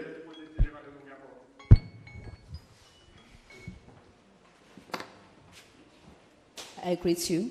I greet the Parliament. My name is Mandla Kumalo. I am from the ANC. Mandla Mthethwa, pardon me. Mandla Mthethwa, I am from the ANC. Kumalo, right? I'm sorry. Okay, Kumalo. I am from the ANC. I thank the ANC for discussing this matter about expropriation, although now they are including the matter of having bills when we talk about our land. So now it has to be, there has to be a bill before we can get the land. In 1976, at Emakwabe, where we used to live, we were removed. I was quite young at that time. I was actually in grade 1 when we used to go and find wood with my mother so we can build our house. We were removed. We used to live at the area which is currently called 14. Although I was young and will not be able to pinpoint where my home exactly was, but I do remember that that is where we were removed from and were sent to Ntambanana, which is now a game reserve. In that area, which is a game reserve, there was also a big river called Inseleni, which we were told to cross, knowing very well that there were crocodiles in that river, and there was a white man there whose name was Jordan, who lived there. There is this bill that we are discussing now about the expropriation, which is very, very long overdue. We fought for the land. We lived in the bushes fighting for the land. I actually thought that we would use guns to get the land back, but we resolved to discussions as we are doing now. I really believe that we should hasten this matter. Another issue has to do with the land which is under the Ingonyama Trust. I'm not really happy about those matters concerning that land, my royal leaders, because we have to pay a certain fee. Could you please look on that and tell us what is going on? There is also other land which is a neighboring land that is owned by white people. That land falls under Inkosi Umthethwa and Inkosi Mbuyazi. I would like to know how those people ended up getting that land. We need some guidance from our royal leaders. Thank you.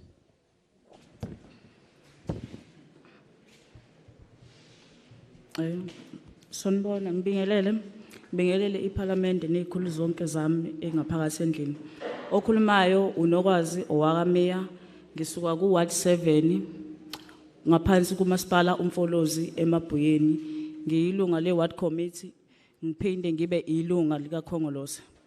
So okwami noma ngabe okwami ukuthi ngimncane kodwa kuleyo mhlaba ngoba nginaye umuntu osekhaya obese ngichazela ngalokho kune claim eyenzeka eCwaka ecollege lapha ku Owensithole kwakuyona le yomhlaba abantu abasuswa ngo1963 so ukhona umndeni wami owagcina esele kade ngimmele leyo claim leyo masizwa ke isikhathi yasikade iqalile kodwa igcine sebenikezwa imali ngo2017 mangaphosisa ngazi noma uMarch noma uApril sengikhohliwe so kodwa akekho umuntu owake wafika nje njengohulumeni ukuthi abahlali bezozizwa bona ukuthi bakanjani uhulumeni ugcine nje seqhamuke sebakhokhela imali umuzi nomuzi mhlawumbe nibeku 200,000 umuzi ngomuzi ukuthi nibangake ekhaya noma ngabe niba 11 noma ngabe ba 12 lo 200,000 benuhlukaniselana ongangukuthi khona abanye bagcina bekhokha bethola 10,000 so into eyenzeka kuleya claim kwaba ukuthi basathi basazobuya bezokhokhela amathuna basazokhokhela amasimu bahamba lokho nje kwakunentombazane lokho iqalile nje lo claim kwakunentombazane engathi yayithiwa uNhlahlo yayisuke eofficeini eMaritzburg kwakuyiyona nje lokhu iclaim lokhu iqalile. So abantu abadala ke bazibona ukuthi mase kubusela umhlaba kuba nethende elikhulu mhlawumbe kufike izikhulu zahulumeni noma ungqongqoshe othize. Kodwa kule claim yaseCwaka kaze kuze kwenzeke lokho ongangukuthi abanye ababekuyona leyo claim kwagcina kwenzeka ubugebengu bagcina bengakhokhelwanga sekufaka obhululu babo mhlawumbe umuntu esekhokha imali engango 10,000 ukuze akwazi ukuthola imali. Kwagcina abanye ababekade besusiwe lapho besiwe ucelwane bengazange bekhokheleke. So mabesichazela ke nathi ngoba siyingane so babesuse eCwaka beyisendaweni usocelwane behamba ngama truck kukhona abanye ngoba phela kwakuhulumeni wamabhunu kukhona abanye lapha babeginqika belimala bewa idumbu zabo zisala endleleni. Kodwa nje sabona le claim ukuthi yayinabo ubugebengu ngoba leyo ntombazane yayingasakwazi ukukhuluma nomunye umuntu uma uthi uyakhuluma naye athi ifile yakhe angiyazi buze ekomidini lalikhona ngaleso sikhathi. So lokho kwasiphatha kabuhlungu ke ongangukuthi abamasimu bagcina bengakhokhelwanga nabamathuna bangagcina bengakhokhelwanga kodwa icollege ngeke size sikwazi ukuthi senze lokho ngoba kufunda izingane zethu khona nodadewethu. So mase ngicela uhlalo ukuthi ngike ngamuzwe ekhuluma ngalento ukuthi mhlambe noma singangeni komhlaba okunye sesingakuphathisa nje akuse endaweni eright. Lapha kunomgwaqo okade wakhiwa osuke eDondotha ubheke eMpangeni omunye usuke eMbabe ubheke eMpangeni uqale kungakabi khona iCovid. So waphela nje esikhaleni mhlawumbe uphisanyana nje owenziwe bafika ongqongqoshe ngokushintshana kwabo ngikhumbula nje kwakusaphethe ubaba umxolisi Khawunda lo seyimeya yeTheku naye wafike wathembisa futhi ukuthi hayi umgwaqo uyaqhubeka kugcine nje sekufika ubaba ubheka intuli naye futhi wasithembisa ukuthi yonke into izoqhubeka kodwa lo mgwaqo umile imoto zabantu ziyafa ayikho. Oh, isikhathi sakho siphelile.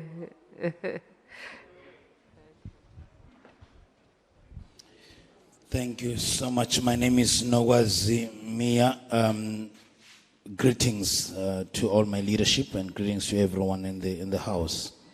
I am a ward committee member and I'm an active member of the ANC. Mine is about the land claim for an area called Expropriation, where now presently it is the Owen Sithole Agricultural College. Well, people were evicted in that piece of land way back in 1963. I am told somewhere around 2003, people who had made some claims were paid. They got some money, but the process was not clear. How did the whole land claim process went about? But we are aware that they used to pay something like 200,000 per household, irrespective of how many family members are there too. Some of them would later find out that they would end up getting 10,000 rand each in the family. But I must also state that this whole process was rather hijacked by corruption, because it was never wrapped up nicely so. They said that they will come back because the process was not completed in full, but they never came back. They paid for the removals, for forceful removals, but they never paid for graves. They also never paid for our farming fields. And some people didn't get paid at all. So we need a follow-up on that one. And also in Dondota, there is an incomplete road in Dondota. It came to a standstill a while back when MEC Khawunda was still the MEC for transport, until he was later replaced by the late MEC Nduli Mpemba, who is now no more. But nothing has happened ever since. That road is dangerous, it's a danger zone. It should take a high priority for our people, for the benefit of our people. Thank you so much. Sanibonani. Ngicela ukubingelela kakhulu amalungu eParliament. Sibonge futhi kakhulu ukuthi namhlanje basikhumbule. Mina ke ngisipho Nkuna, alikho iqembu lezepolitiki engimele, kodwa ngilaphana emkhandlweni wenkosi kule ndawo yabathiyana. Ngathi nje okokuqala umthetho ohlongozwayo ngiwemukela ngendlela emangalisayo kakhulu. Umthetho omuhle. Cishe abantu abaningi bazoyimukela futhi. Engifisa ukubeka kakhulu njengoba abanye sebeshilo kuyajabulisa ukuthi uhulumeni wethu esambeka esikhathini eside esedlule sasinethemba lokuthi into yokuqala azosenzela yona ukusibusela imihlaba yethu. Sebebekile abafowethu abakhulume ngaphambilini. Masisuswa endaweni esasuswa kuzo kwangemnandi. Babesuswa baba bengacelwa bengatshelwa futhi bedlubulundelwa ngempela ukuthi mabasuke. Okwakuyisimo esibhlungu endlela emangalisayo. Ebesingalindele ukuthi ngathatha isikhathi eside kangaka umhlaba wethu thina hlangonsundu ungakabuyiselwa kube kwaziwa ukuthi umhlaba wethu sawuphiwe uNkulunkulu. Azange siwuphiwe ngomunye umuntu. Uma ngikhuluma ke ngomhlaba abafethu sebekhulume ngaphambilini singanikezwe imali sikhokhelwe imali kodwa umhlaba ungaphezulu yonke into. Thina nje la eMandlazini sakhilela sasingadingi uqashwa. Kufika inkampani labo RB6 o Alsafu sasingaqashwa abafethu abadala bebalekela uqashwa ngoba sasilima sinokudla. Lokhu namhlanje okuhluphayo njoba ngilana nje funa ngicabanga ukuthi ingane lizoshona idleni kodwa kuqala thina sinomhlaba wethu sasingenayo le nkinga. Sasilima la uNkulunkulu esibusisile ngokudla izulu lina njoba nilibona nje lina hayi ukuthi lifika nani ihlobo zethu liyana eRichards Bay izulu. Isibusiso nje esasiphiwa uNkulunkulu ukube lo mhlaba kusengowethu ngaba sihlupheki nje sihambe sikhongozela kuyifika namthwalo sicela imisebenzi kodwa namhlanje sihambe sikhongozela sifuna imisebenzi. Kuneclaim ke bakwethu ngoba isikhathi sincane efakiwe la nje osasisusiwe la 1975 kuze kube namhlanje asikakakhokhelwa abantu abakanxeshezelwa abakanikezwe ngisho isent abantu abakabuyiselwa ngisho umhlaba. Siyacela sihlalo ugijime ngelikhulu ijubane usicelele umnyango wamaclaim ukuthi abakhokhelwa abantu sebephelile abantu siyaphela. Ngiyabonga.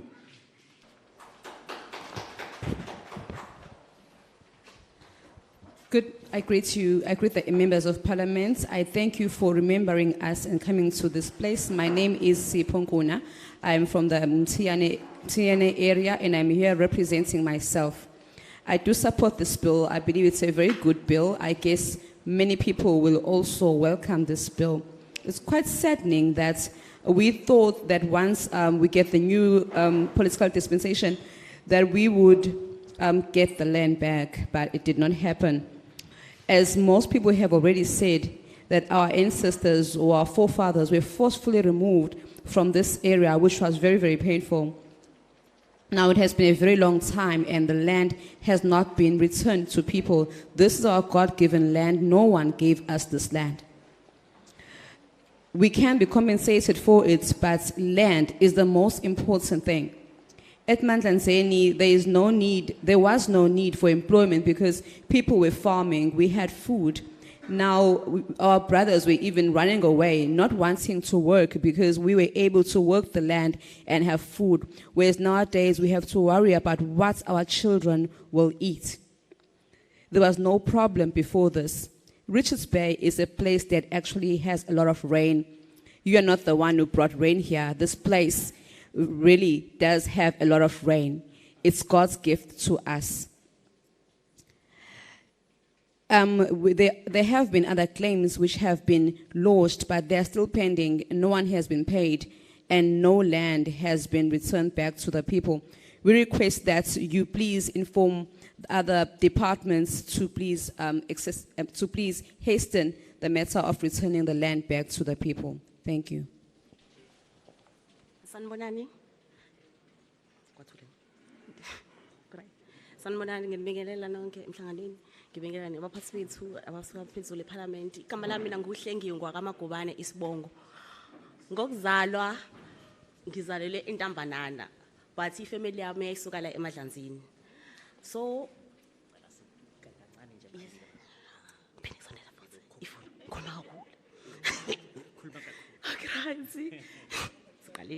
Oh, igama lami nguHlengiwe ngwakamagubane ngokuzalwa ngizalelwe eNtambanana but ifamily yami yayisuka la eMadlanzini shothi nayo yayisusiwe ngezimo ezithile shothi lawa befuna indawo eright so mina ukucela kwami isicelo sami nombono wami okay siyakucela umhlaba ukuthi ubuyele kubanikazi bawo ngendlela eright yes siyawadinga ama claims kuzokenya siklamela imali nomhlaba siyawudinga yazi umhlaba asudingelani mhlambe umhlaba o mhlambe o plain nje ungenalutho noma kukhona mhlambe lezo izitshalo ezikhona as youth yakhona la Umhlathuze eyayisusiwe mhlambe abazali bayo sikwazi nathi ukuthola amathuba okwenza mhlambe izinto zoko agriculture sikwazi ukwenza ama business kulezo indawo ngoba so yes abazali bese bazoyithola imali thina ke ngebhadi khona ababeclaimile abadala but abasekho laba beclaimise kwasho sekusele ingane emndenini kuyokwenzeka sometimes kuthiwa hayi wena uyingane kabani iyasamkhumbula ugogo wakho uthi wakubani yebo lonto leyo so besicela si youth yakhona la endaweni ukuthi uma sekuphuma umhlaba loyo besiphe nje nathi ingxenye kuthiwa hake la ngavula lana ntshalo imoba la niqhubeke nanitshalo gamtrini nenzele amaphosha lami nifuye ingulube ukuze impilo iqhubeke ngoba ngeke sisize ngalutho ukuthi suthola umhlaba futhi sigcineni mhlambe sibusuthola umhlaba sithole gamtrini sofike siphundle gamtrini sibaqede sijike singabe saqhubeka futhi ne development siqhubeke lokho impilo iqhubeke ngcono uma siwase uphinde suthola umhlaba loyo sikwazi nathi ukuqhubeka nempilo sikwazi ukuqhubeka kube ibusiness sikwazi ukuphilisa izizukulwane nezizukulwane ngoba ngeke kusize ngeke ngibone for example kwezinye indawo bawuthola umhlaba ngithi ngiyabuka kunomoba ngithe umoba ubhushu kusala indawo awusaqhubeka ikutshala sekubomvu sekumila isikhotha so lapho ubonile ukuthi bagange imali ka government so nathi siyayidinga imali ngifuqa imali siyayidinga ukuthi sinxeshezelwe nendawo futhi siyayidinga ubaba omkhulu yethu sifuna ukuyisebenzisa njenge youth ngalokho so youth ayifuni kwenza lutho yes asiphiwanga sonke ipeni lokubhala khona ongaphiwanga nje ukufunda so uma engathola mhlambe indlela ukuthi akwazi ukwenza something ngezandla zakhe ulife ungaqhubeka ngiyabonga. Good morning. My name is Buhle Magubane. My name is Hlengiwe Magubane. Excuse me. I was born in Tambanana, but we hailed from this area, Emandlanzini. Our family had been forcefully evicted from this land. So I came just to say, let the land come back to the rightful owners the right way. And we want the land for business opportunities, particularly as the young people. We want to farm the land also.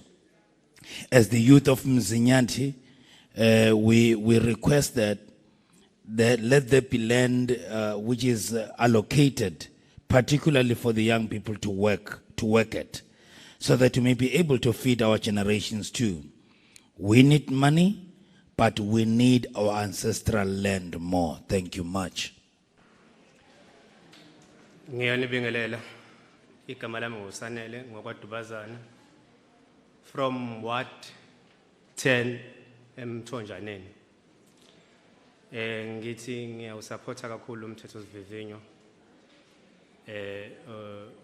ohlongozwayo.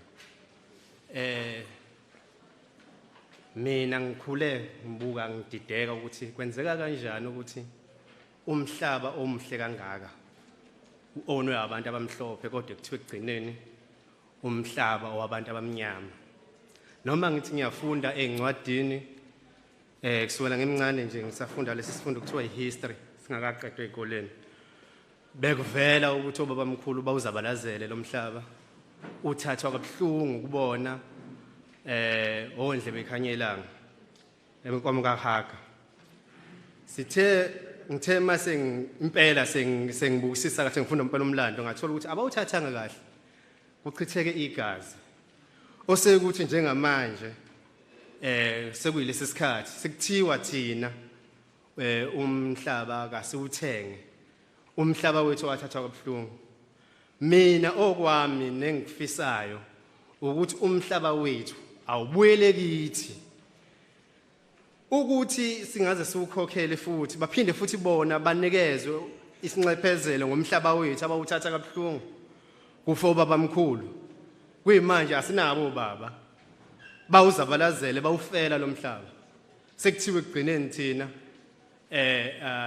labanikazi abawuthatha labantu abawuthatha kuthina sekuthiwa bona abakhokhelwe ekubeni bona bawuthatha ngethu abona bawuthatha ngesibhamu ukuthini kuyangimangaza namanje and ngisafisa ukuthi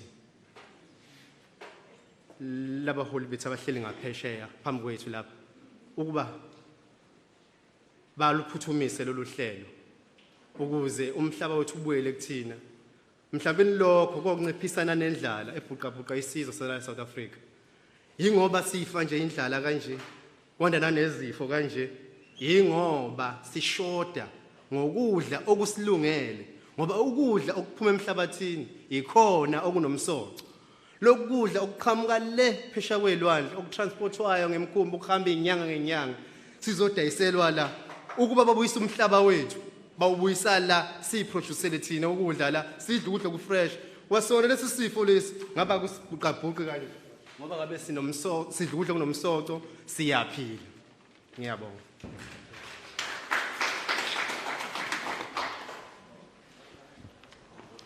I greet you. My name is Tanya Dubazane. I am from Ward 10 at Umhlathuze. I support the proposed bill. I'm just wondering, how can white people own this beautiful land which is said to be for blacks? I read history books when I was at school, and from those books I learned that the land was forcefully taken from our forefathers who fought for it, and then they died. Blood was spilled when the land was forcefully taken. But now, they say that land should be bought, whereas it was forcefully taken. I request that you do return the land back to its rightful owners. I do not understand why you should why you should compensate those who forcefully took the land. Our fathers died fighting for the land, and now you want to compensate for such land. They died at gunpoint. So now I'm quite amazed, very, very surprised by what is going on here. My leaders, I request that you hasten this matter of returning the land back to its rightful owners. People are facing poverty in this country. There are diseases as well. There is no proper food which is nutritious. As a result, people are dying. You find that food is imported and it will take months before it reaches our shores. Whereas if we had land, we'll be able to produce our own food. Even the disease that is currently killing people would not destroy us as it does if we had nutritious food. Thank you.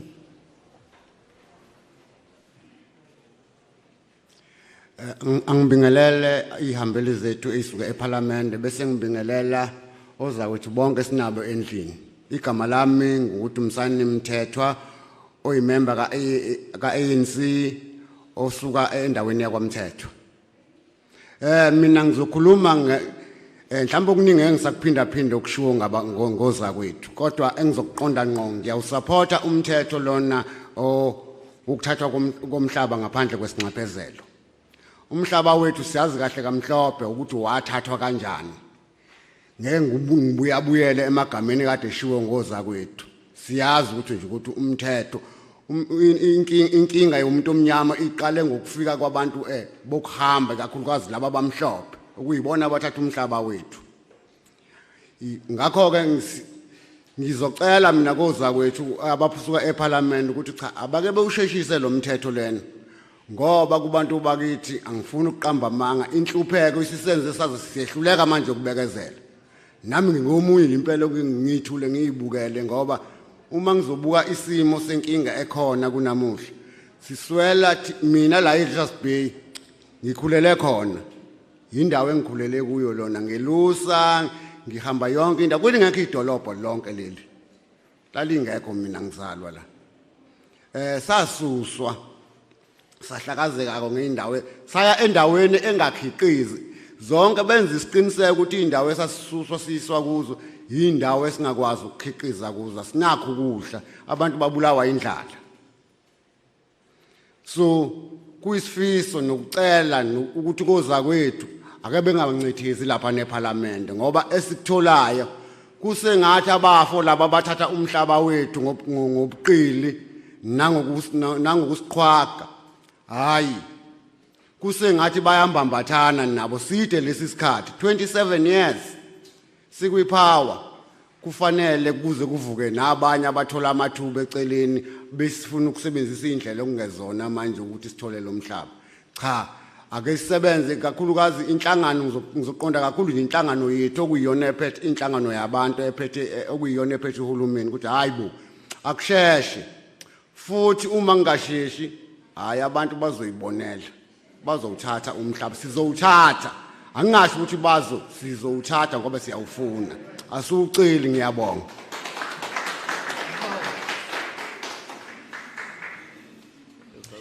Thank you so much. My name is Dumisani Mtetwa from the Gwamtetwa area. I'm an active member of the ANC. Greetings to all our guests visiting us from Parliament, Cape Town. And I would like to greet all my colleagues in the hall. I support the expropriation, this expropriation of land without compensation. Our problem as black people started with the arrival of white people, because they took our land. I grew up here in Richards Bay. There was no town or city here in this area. I was heading cattle here, and we were grazing in this area. They removed us here to places where we couldn't farm or be sustainable. 27 years in the new democratic dispensation, when blacks are in power, and yet this land question is not resolved.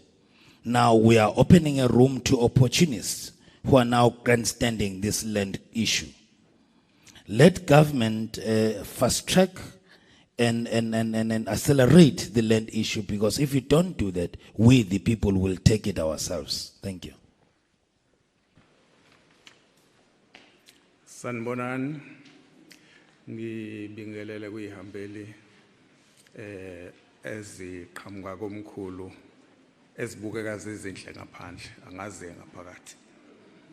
Lo okhulumayo uzamo wakhe wenkosi uMphanga umsuswa kule ndawo yaseMandlazini ngizothi yabaneshwa lokususwa. Ngicela nje ukuthi uma kungenzeka mhlawumbe ngangena kuma bracket lento yokususwa kwabantu baseMandlazini. Usihlalo wami ngicela kakhulu ngathi angakayifaka ngoba iclaim yokuqala eyafakwayo. Kodwa manje akukho la sizakala khona kuze kube namhlanje abantu akaze benxeshezela. Sibuyile ke siyidlanzana sibuyela la eMandlazini sisuka koNtambanana lapho kwaphela khona abantu. Babhubha abantu kakhulu. Wasihlakaniphela ke uhulumeni omhlophe ethumele lo mlungu okwakuthiwa uJordan ezokhohlisa ubaba la babathatha ngamaloli babakhomba eNtambanana kunesikhathi semvula le nithi nifike nayo. Yayikhona ke eNtambanana kusetshenziswa lobo bugebengu ukuthi akufikwe lilihle liyazwe kunombela kukhona yonke into lihlaza. Bathokoza ubaba bayitshethe le ndawo enhle kanti hayi akusomisa ukufa. Babhubha abantu. Sibuyile sezala ngizothi kumele ubaba ngoba ukubuya kwethu la kunobuhlungu obuzwayo. Ngikhula ngumfana ngajoyina leli qembu kuthiwa iANC nginenhloso yokuthi lizokunceda ukwazi ukubuya umhlaba wobaba mkhulu owathathwayo. Ngithi mangihamba nabathize njengamanje asinayo ngisho indawo yamadlelo. Ngiyubaba ongasebenzi abanenhlangano yobaba yokuba bafuyi. Siyesikhuleka kumasipala wethu khona la Umhlathuze ngoba phela sekuyiyona into siphila ngayo inkomo. Sicele ukuthi ake besinike indawo lezi indawo engasebenzi. Kunendawo ngisho lapha eMonde engezilutho sifuna ukudlisa khona inkomo. Asinikezwe leyo ndawo. Ihleli ithule nje. Busubuka ukuthi kanti sasithi senzani. Kwathi sekuhulumeni wabantu abamnyama kodwa sangathola lutho. Kunalamahlathi babuye bechele zifi inkomo zethu siqilazekile. Kumanje nje sekunalomthetho ukuthi ziyaboshwa inkomo. Asihleli ngokukhuleka uma sila eMandlazini ngoba kwalezo nkomo esizifuyile seziyaboshwa. Uhamba kuye le kosho uyofuna inkomo namasela sesebenzisa lelo thuba lokuthi ngoba seziyaboshwa inkomo nizogijima uyesho uyoyifuna aseyithatha kalula uyafika esho ukhipha imali engekho azikho inkomo uyafika nala awuyithola amasela seyithathile inkomo. Ngiyacela nje ke nibuke ke nibhekisise lento ngoba ngikhuluma nje ngizubhlungu angikwazi ukukhuluma okuningi kodwa kunobhlungu obungiphethe bokwazi ukuthi ubaba waba yishwa lokuthi abe umsuswa kwaba nezinyembezi. Siyabonga. I greet our guests who are very beautiful on the outside, hoping that they are also in the inside. My name is Zamogwa Ike from Kosumpango, who was born at Umhlathuze. The people have spoken about the removal of people from Umhlathuze. Chairperson, our claim was actually the first claim that was lodged, but there has not been any compensation. We returned back from Tambanana to Umhlathuze. Many people died. Jordan was sent to come and fool our parents, and then they were taken and put into trucks and taken to Tambanana with those trucks. When they got there, the land seemed beautiful, and our fathers were very happy. Unfortunately, people died. I am here representing my father. When I was young, I joined the ANC, hoping that they would help us by returning the land back to us. We do not have land for grazing. I am an unemployed man. I belong to an organization for men with my fellow brothers. We've requested the Umhlathuze municipality to give us land, maybe the land that belongs to Mondi, maybe we can use that land for grazing, to take our cattle for grazing. We have not received any help. If our cattle goes to a forest, they are impounded, so we need help. People are suffering. Thank you. Thanda ukunibingelela nonke abahlonishwa nabaholi bonke nabezile baseParliament sizokhuluma ngodaba olukhulu kangaka. Igama lami nguSipho Sikhulile kwaMthembu. Ngiqhamuka enseleni endaweni yaseJamela engaphansi iJamela branch. Ngiqhamuka ngokwenhlangano ebusayo ANC. Impela bonke sebekhulumile kuhle impela lokho bakhulumile kodwa uyedwa umfowethu oke waphuma eceleni. Ngiyacabanga ukuthi kwesinye isikhathi uma singahamba sonke sibumbane singabantu abamnyama ngoba silapha nje singabantu abamnyama sonke siswele kwayena uma ungahamba uyobhekisisa kahle umfowethu kaDelana omunye ophuka eceleni kwayena ungahamba uyobheka umhlaba ukuba ungathola kwayena kuba abanamhlaba.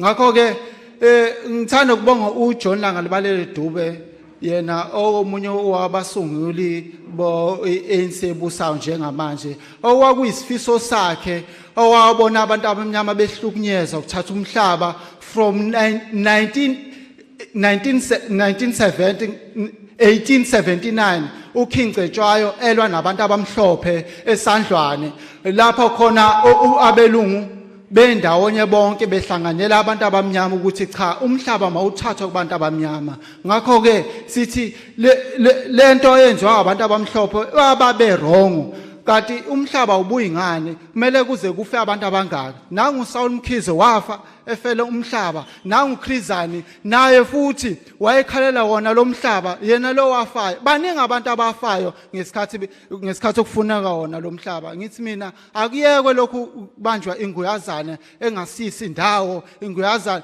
ngisho nangonyaka ozayo futhi sobamba enye inguyazana. Leli iParliament le6 ngoba uMandela ngoba uMbeki wathatha amathema amabili uZuma waphatha amathema amabili. Namhlanje iParliament le6 uRamaphosa still namhlanje kusenenguyazana yokuthi sibuyise umhlaba kanti lokhu lenguyazana lokhu ibanje kuthiwa ubuyisa umhlaba. Yabo nje mina ngabe kuyangami ngabe ngithi ngomsombuluko akhanje kuyovota ukuthi cha mawuthatha umhlaba ngaphandle kwesinxephezelo amandla.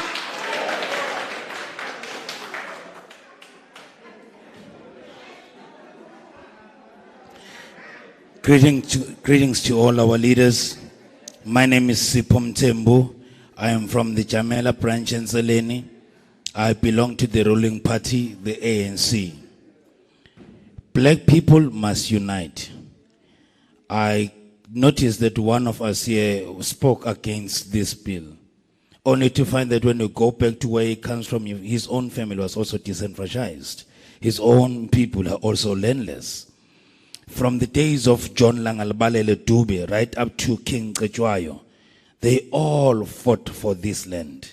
When you talk of the Battle of Sandlwana, it was about this land. Krizani and all our Matthias, they died fighting only for this land. So stop these forums going on and going around everywhere. This is now about the 6th administration. From Nelson Mandela up to now, there's been so many terms changing from one to the other.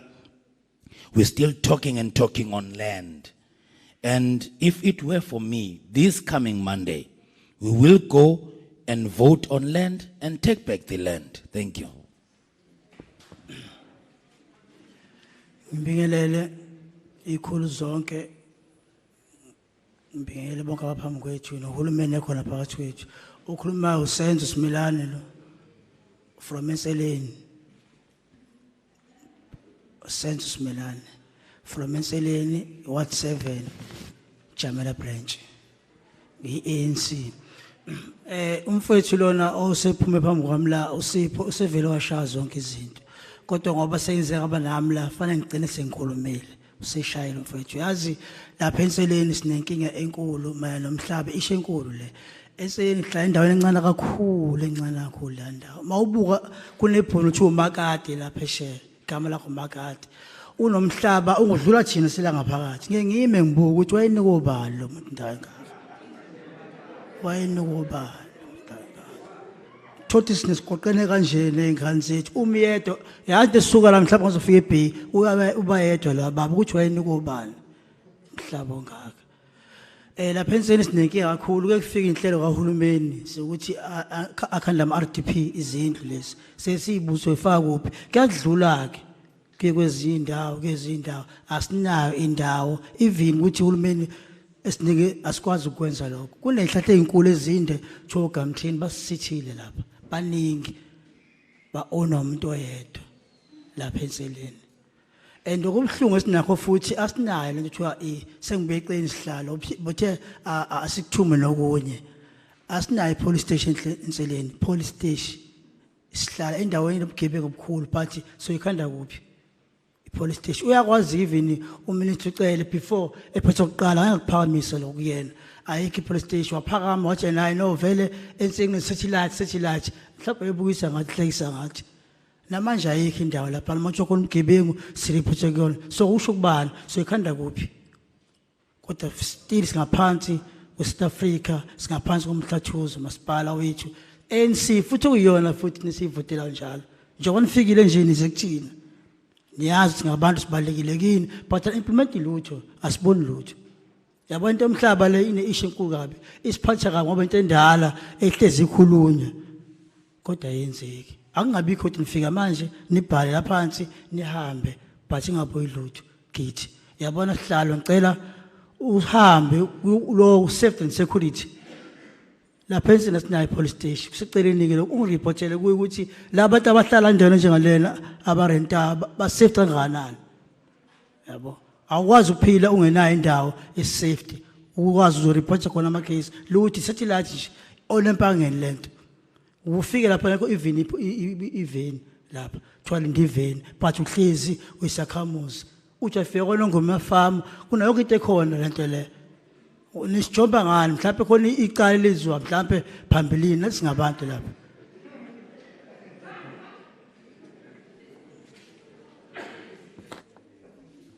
I greet the honorable members, I greet all people from the government who are here, and I greet everyone. My name is Senzo Similane. I am from Enseleni in Ward 7, Jamala branch, and I'm representing the ANC. Sipho, who spoke before me, said most of the things that I was going to say. However, I'm already here, I might as well state my case as well. There is a white man at Enseleni called Makati who has too much land. I keep on wondering who gave him this land. The land is so massive that it is like from here to Richards Bay. He owns all that land. I do not know who gave him that land. We do not even have land to build RDP houses or anything. We are all squatted with our children because there is no land. There are gum trees that are blocking the way, and they are all owned by one person. The chairperson did mention that we can speak about other matters as well. So I am going to raise this issue. We do not have a police station at Nteleni. There is a lot of crime in that place, but there is no land to build a police station. We only have a satellite station. We cannot have anything else, but we do need a proper police station. We are from Umhlathuze Municipality, which is an ANC municipality. You are aware of that, but still, there is no development. The land issue is a very old issue. There have been many discussions on the matter and no action. When you leave this place, we're hoping that we will see some form of action that will benefit us. Once again, there is no police station. We request that to inform the Safety and Security Department that there is a need for a police station. People need to report crimes because we find that we wait for a long time for a van to arrive. In Gwanongoma, there is a similar issue. I'm just wondering, what crime did we commit that will make us not be worthy of services? Thank you.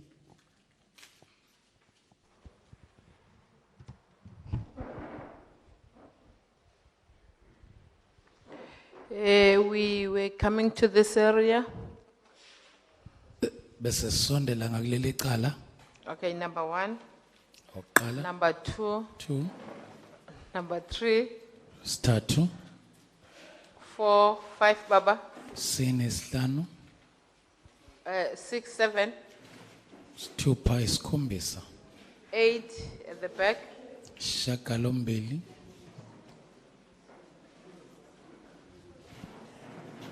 9, shagalolunye, 10, Yeshua.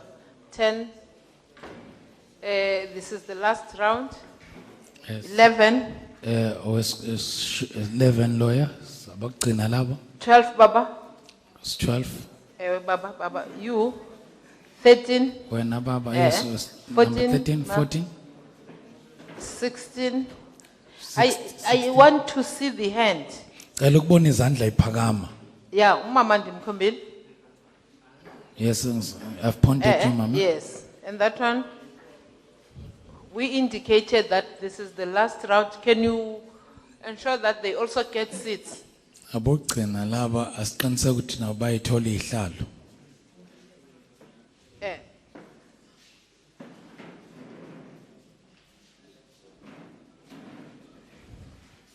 This is the last.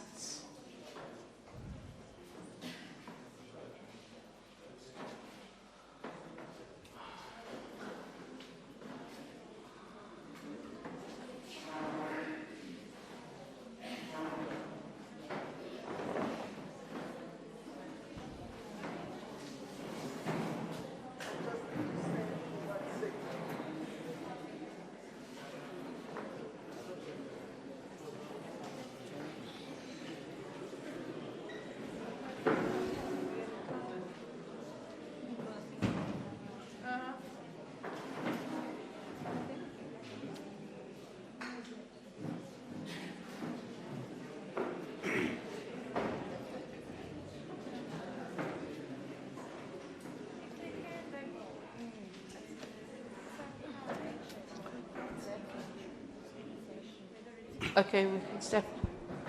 Ngisacela ukubingelela wonke umuntu okhona ngokukhethekile ngibingelela ithunya zikahulumeni ngaphambili. Igama nguSiphamandla ngwakwaZungu. Ngivela eMhlathuze eWard 1 eMzingazi. Ngirepresenta uANC ngunobhala wabantu abasha eBranchini. Ngiyilunga leGoverning Board emphakathini ekoleni ezu2 esizakhele lapha ePrimary neHigh School. Kancinci nje.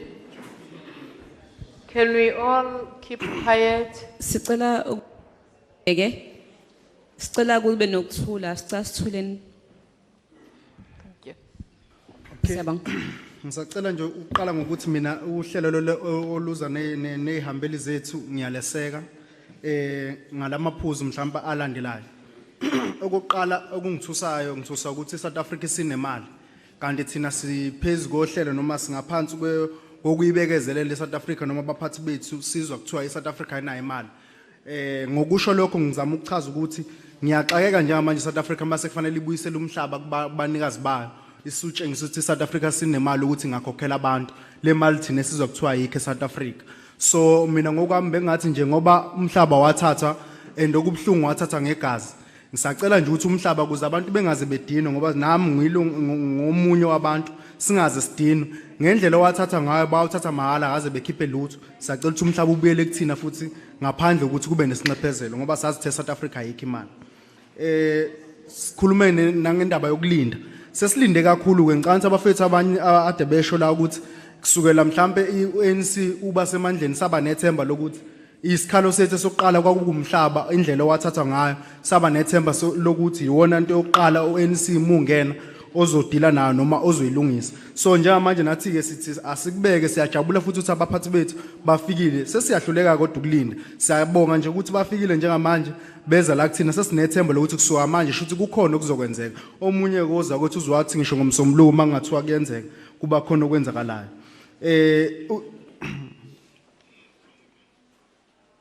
Okay, ngicabanga ukuthi ngeke ngakhuluma ngegazi bese ngiphinde ngikhuluma nomunye uzakwethu oke wafikela ngicabanga ukuthi nabanye ade bekhuluma ngakho sizizwe ukuphoxeka kakhulu nokuphatha kabi kakhulu ngoba sezwa kakhulu noma umuntu esemncane but sezwa ngendlela umhlaba wathatha ngayo kodwa makuzoba nomunye wozakwethu ozoba nenkinga noma ozokhuluma ngalendlela akhuluma ngayo sizwa siyaphoxeka kakhulu ngoba kahlahla inkinga yomhlaba isithinta sonke.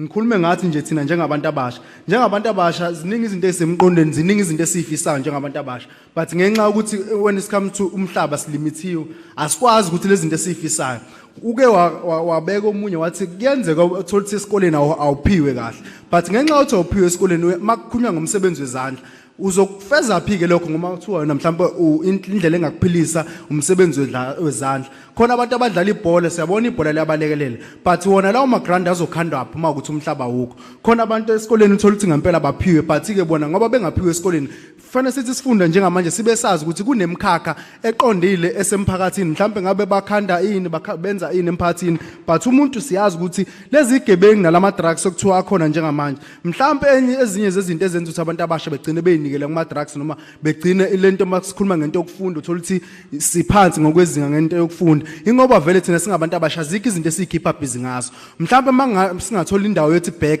sithole sinikwe nalezi indawo lezi then bese sikwazi ukuthi si-introduce izinto thina njengabantu abasha esifisayo futhi esifisa ukuzenza njengabantu abasha mhlawumbe yonke lento le ingaphela le ukuthi sibe nabantu abasha abangafundile futhi abangenayo into abazoyenza. Ngiyabonga kakhulu.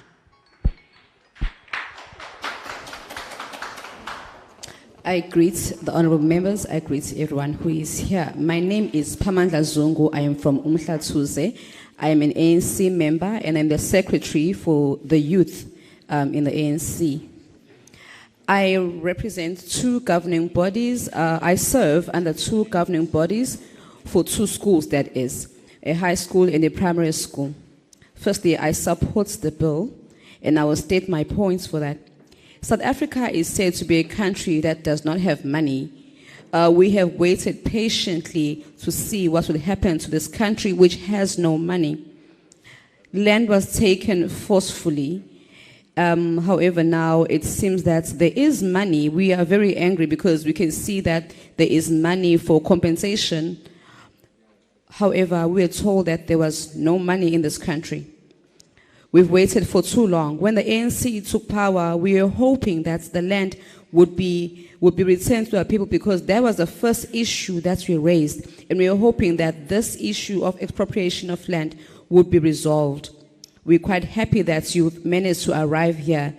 And one of the speakers did mention that even if on Monday we would be requested to vote on this matter, we would certainly do it. Blood was spilled because of land matters. It's quite disappointing to hear that that land was taken forcefully from our people. And then you hear some of the speakers among us here saying that they are against this bill. It's quite saddening to hear that, because we are all affected by land matters. As the youth, we have many plans and many dreams, but they are limited because of the land question. You find that some are not good at school, as one speaker mentioned, and they are good in doing handwork or manual labor. You find that some are good in playing soccer, but then there is no field to play the sport. Not everyone is good in education, as one speaker did mention. Therefore, we need skills, practical skills that we can use, but then we do not have facilities for that. You find that some of the youth ends up using drugs or being involved in crime because they are not very clever to make it with education. The youth is not busy. That is one of the reasons why they do such crimes. We need the land back so that we as a youth can introduce our plans that we have that can help us to go forward. I thank you. Ngibingelele ihambeli zethu engaphambili, ngibingelele nozakwethu abakhona endlini. Igama lami nguSenzo ngamdluli, ngiqhamuka eWard 1 ngaphansi komasipala Umhlathuze. Ngivela kwinhlangano ye-African National Congress. Ngiphinde ngiserve as a secretary of Youth Council yase-Ward 1. Ukuqala nje ngizosho ukuthi umthetho lo hlongozwayo ngiyawusupporta kakhulu 100%. Ngeke ngisabala okuningi ngoboza ukuthi sebekhulumile okuningi enami engikufisayo. Kodwa nje ikakhulukazi engizokusho ukungithintayo nami ngoba ngiyingxenye yabantu umndeni wakithi wasuswayo eCape Vital. Okunamhlanje siyahlupheka. Lento isihambe yaze yafika kwi-generation engekuyona namanje. Siyahlupheka, asikwazi ukungena emathuneni akithi. Njengoba siyisizwe semnyama siyakholelwa kakhulu ezintweni zesintu noma emsamo. Namhlanje siyafisa ukuxhumana namanxiwa akithi okanye amathuna akithi akhona lapha eqewini la imndeni yakithi yasuswa khona. Kodwa sikwazi ukufinyelela khona, siyahlupheka, sihamba sibe up and down, sikhokhe imali, sikhokhela ukungena emhlabeni wakithi nasemathuneni akithi ongabe sixhumana nabantu bakithi kuwona. Siyacela ukuthi abaholi bethu abangaphambili abathunyiwe behambe beyosumela laphana umhlaba ubuye. Futhi ubuye 100% kubantu abamnyama ngoba abantu abathinteka abantu abamnyama. Ngiyabonga.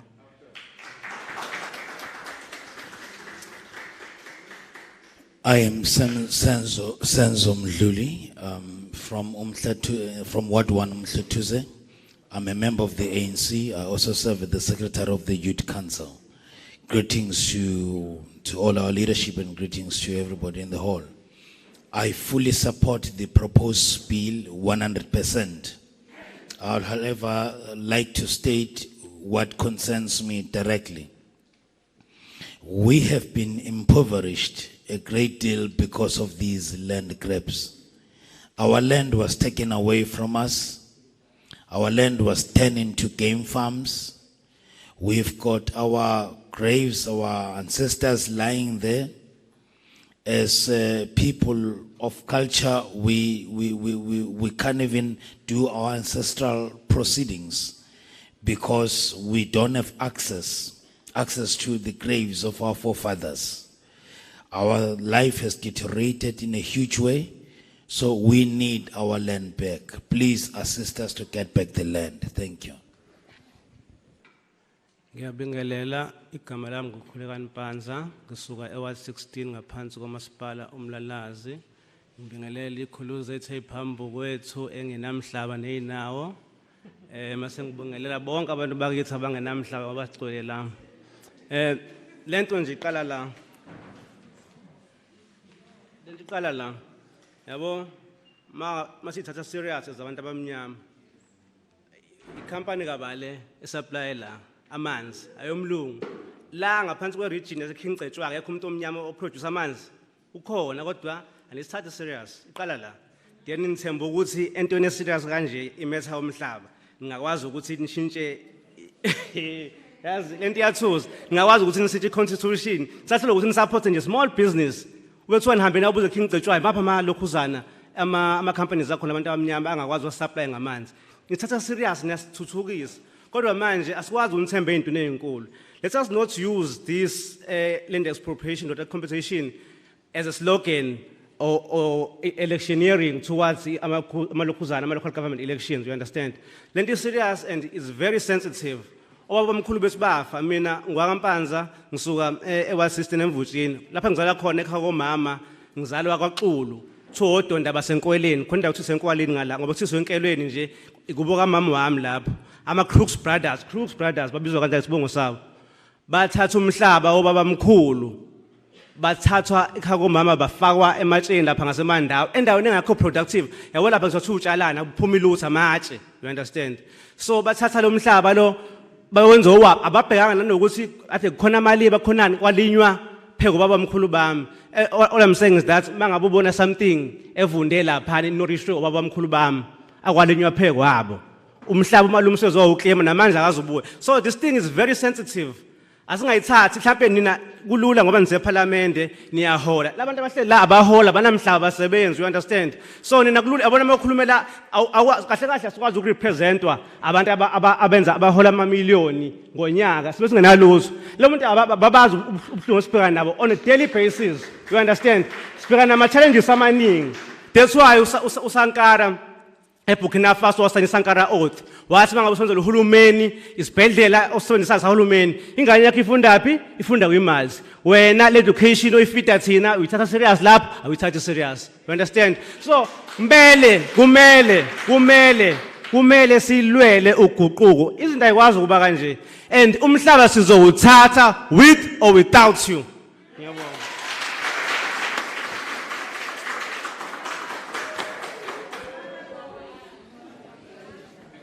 I greet everyone. My name is Kulega Nempanza. I am from Ward 16, Umhlathuze Municipality. I greet the honorable members who have land, and I greet the honorable and I greet everyone else who does not have land. Firstly, this is a very serious matter. Black people need to be taken seriously. Now let's look at the water issue, at the water company that supplies water to this area. It's a white person's company, while black people. A black-owned company can also produce water. You think you can change the constitution, but you fail to use companies owned by black people. How can we trust you for big things? Do not use this as a campaign for elections. I come from, my mother was born at Mvutshini. There's an area there called Mbanza as well. They were Crooks brothers who took the land which belonged to my grandparents. That land was very productive. They farmed there on top of my ancestors' graves. If you see food growing there, you must know that my ancestors are the ones who are like manure for that food. This is a very, very sensitive issue. Parliament members get paid. We who are here are poor and unemployed. You earn millions. You do not understand our struggles. In Burkina Faso, the president there, when he went to hospital, he decided to use a government hospital. But then your children go to multiracial schools. You do not understand our struggles. Bring back the land. We will take it with or without you. I thank you. Ngiyabingelela igama ngumuzi ngowakanyawo emzingaze wadwana under Umhlathuze. Ngiyimember ka-ANC ngiyaseva kwi-ekoleni eziwu-2 as i-SGB member. Ngicela ukubingelela iParliament lami langa phambili kakhulukazi amamember ka-ANC nalabo abanye ngiyababingelela. Bese ngibingelela nomhlangano. Uma nilalele kahle cishe wonke umuntu ola ngaphakathi iyamthinta kakhulu lento. Angazi noma iminani onalowo muzwa. Ngikholwa ukuthi imessage enizohamba nayo ngoba sekulate kahle kahle. Fanele ngabe kade yaqala lento abafethu sebeshilo ke ngaphambilini ukuthi even nangawo 94 umhlaba ngabe sesinawo awulutho ke mawungenawo umhlaba ekukhuleni kwethu bebengasebenzi omama ngenhlanhla ngumuntu okhulisa ugogo obekade engasebenzi kodwa bekazi ukuthi masivuka njalo ekuseni before sesikoleni sizovuka shiye sesilimile sizolima kuphi ke namhlanje uma nina senisikalele nje amaphoshini amancane la sesihlala khona manje. It's even worse ke abanye bethu kunabafowabo nabazali babo abafa ngenxa yokuthi kufanele bemuve kuleyo ndawo leyo. Kodwa namhlanje kufanele sizohlala la simasaja abantu ababulala abafowethu. Angazi ukuthi leyo niyibuka kanjani. Uma nginilalele kahle nithi nisuke eMaritzburg. Uma uqhamuka ngala eMaritzburg uza ngala. Kunenqwaba yomoba ngala ngikholwa ukuthi kudla umuntu oyedwa lapha wenza ama millions. Bese nikeza abantu bakithi lamankinata abanikeza wona. Nifuna ukucompensate lowo muntu lowo. Uma ngabe yena lowo muntu lowo awuthenga ngamalini lomhlaba ayenza ama millions kuwona njengamanje. Ngiyacela ukuthi uma nihamba la kube ukuthi nizosheshe nibuye kuthina. Ngoba sekulate kakhulu. Ngiyabonga.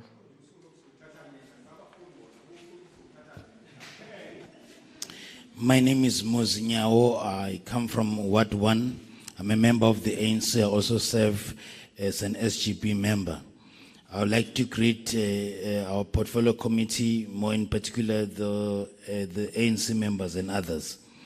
People who raised us were not employed anywhere, but they were farming and they fed us. How are we then expected to sustain ourselves when we don't have lands, when we are squashed in the way that we are squashed in, where we lived in our current settings? So we are here to say we want our land back. Help us get this land back because we can't do without. Thank you. Ngiyathuba sihlalo. Ngingwakwamavuso mina ngisuka eMelmont endaweni yaseMakhasaneni. Umasipala waseMthonjaneni kuWard 7. Ngiyilunga ke lezinhlangano nje ezizimele. Ezilwela amalungelo abantu endabeni zomhlaba enye ibizwa ukuthi Rural Network inhlangano yabantu basemakhaya abangafundile abathathelwa phansi nokuthiwa abazi lutho. Ngiphinde futhi ngibe ilunga lenhlangano ebizwa ngokuthi Alliance for Rural Democracy. Ngifuna ukuthi ke sihlalo ngiyakubingelela ngiqale ngibonge amanzi lawo unginika wona. Kade ngawagcina amanzi.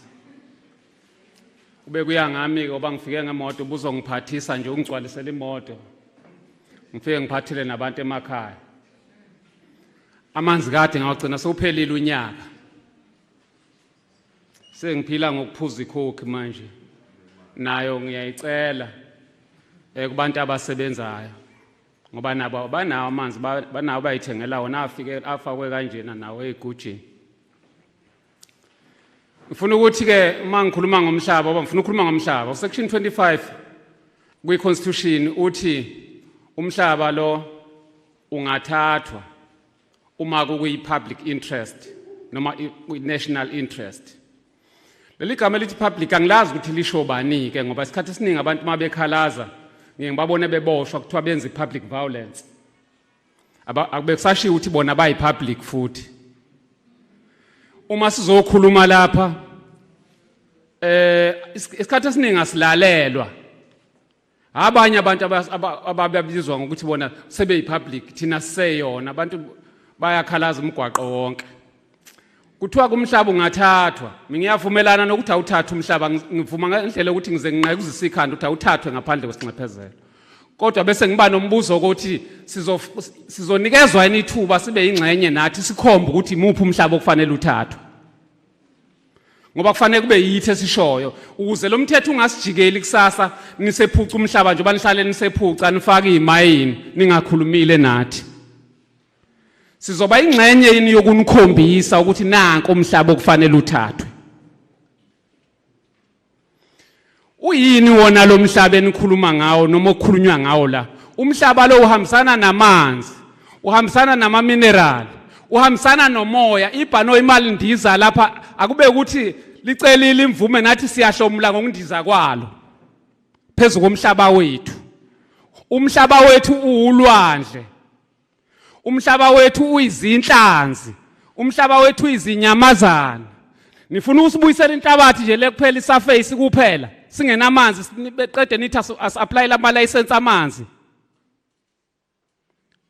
Sizowenzana umhlaba ongenamanzi?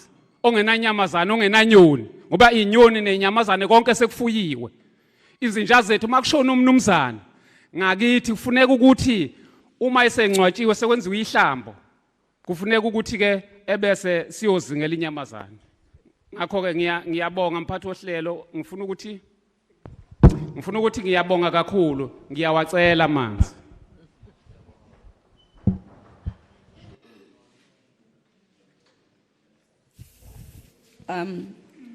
I thank you for the opportunity, Chairperson. My name is Umhlathuze from Melmoth. I am from Makaseni at Mthonjaneni, Ward 7. I represent organizations for rural people who are actually undermined people because they are poor. Another organization I represent is the Rural Alliance. This is another organization for poor people from my area. I thank you very much for the water you have given me today. If I had a car, I would stock this water and go give people from my neighborhood, from my community. I do not have water. I haven't had water for a while now. I just drink Coke. And even that Coke, I get it from people who actually work. Section 25 of the Constitution says that land should be expropriated for public and national interest. Now, who is this public being referred to? Because if we, as the public, protest, we are often arrested. They say we are committing public violence. Now, that is puzzling me because you do not listen to us. Land should be expropriated without compensation. I wish that when you expropriate land, you would call us to be the ones who will determine which land should be expropriated. Because now, when you take land, you sometimes take it away from us as well, without consulting us, and then that land is used for mining.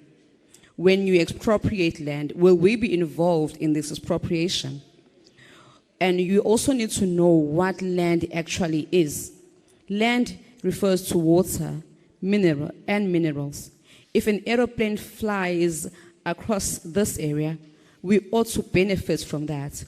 We have the ocean, the fish, the game. That is all part of our land. The land, okay. Also, when you give us land, we hope you won't ask us to apply for water licenses now for the very same land. Right now, we do not have land, which means we do not have birds. We do not have access to birds. We do not have access to game. Where I come from, if a man dies, a family man dies, we have to go and hunt for game. So now we are unable to do that because we do not have land. Once again, I do ask you to please supply us with water. Thank you. Sanibonani. Ngiyalibingelela abantwana bakwethu. Awu. Cha, babunene lo indoda nje yakwanene. Isuka lapha ngaphesheya kwesikambuyazi isigodi. Noma isifunda. Isigodi sakhona kuthiwa ingonondwana. Omnye nje ubaba ke ohleli lapho wakhe amadlangalana lapho umkhukhwana. Cha, ngithi ke angilibingelele ngibonga ukuba la. Sengizwile ukuthi kanti ukukhunywa ngani. Cha ke ubabunene nje waphelela endleleni njengethayi lemoto nje umbona ngihamba ngithi nje. Inkabi yami isefrayede lapha ngasuka khona kwathiwa hamba usifike. Bathi abafika ubathi bona bangumtsinsi. Njoba ngilapha nje ke yilokho kunze ngibela. Okungihlupha kakhulu namhlanje sokuzopholishwa kuthiwa hayi uyafisa yini ukubuyela emhlabeni wakho. Uyafisa kodwa akushiwo kumuntu wawuthathayo ngenkani. Nakho ke lapha nifike nibe inkinga ekhona uhulumeni. Niqala kubona nje lokho ngubona nje ngoba nila. Basuke komelmoto abantu baphuza amanzi njengexoxa kho ngisho iqebelengwane nje. Uyafunda ukuthi oh hayi uhlobo olunjani kaHulumeni. Angikho kodwa lapho. Ngithe umhlaba ke bafowethu wathathwa mawuthathiwe senziwe ifika namthwalo njengoba siyizwe nje namanje. Siyamangala ke nqanza hamba niphatha amapheshana nisibuza entweni yethu. Ababuzwa labo ukuthi niyosuka nini. Kodwa kuzobuza umnikazi wento kuthiwa uyafuna yini. Iqala lapho nje inkinga. I-freedom charter yathi inkululeko kokuqala yini umhlaba ayizange isho ukuthi amafemu kwakhiwa amafemu nam-RPM baluza umhlaba kwambonambi namhlanje nokwamthiyane uma uthi yatshala lo mhlaba uselutho unamatshe kodwa ababenefit abantu bakhona ubani obenefitayo yini ningangiphenduli benefita uhulumeni barenda uhulumeni bathela uhulumeni akasizakala abantu abale ndawo njengoba nikhuluma nje nifaka lo nithatha lo mhlaba so ingonyama trade niufake imayini engasho bayabulala nabantu usubulawe lo mhlaba ngisho inkomo zidla zife kuwo ngoba usukuthatha izinto engafanele ngaphezulu abangaphezulu abasizakala abantu namhlanje abasizakala amathuna ayambiwa koFriday amaplazini izala akithi kodwa abantu abahluphekayo emaplazini bambelwa amathuna aneyi kubo ndisuka lapha nikhanda amakomiti angasho lutho ngiyabonga.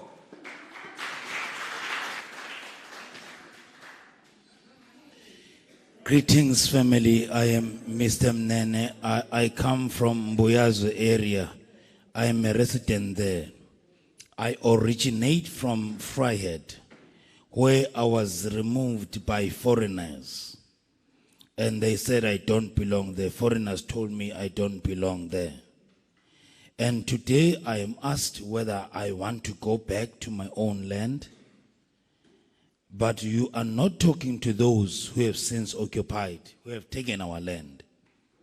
Why you come here to us, the owners of the land, the real owners of the land, and not go to people who are occupying and settling in the land that we own?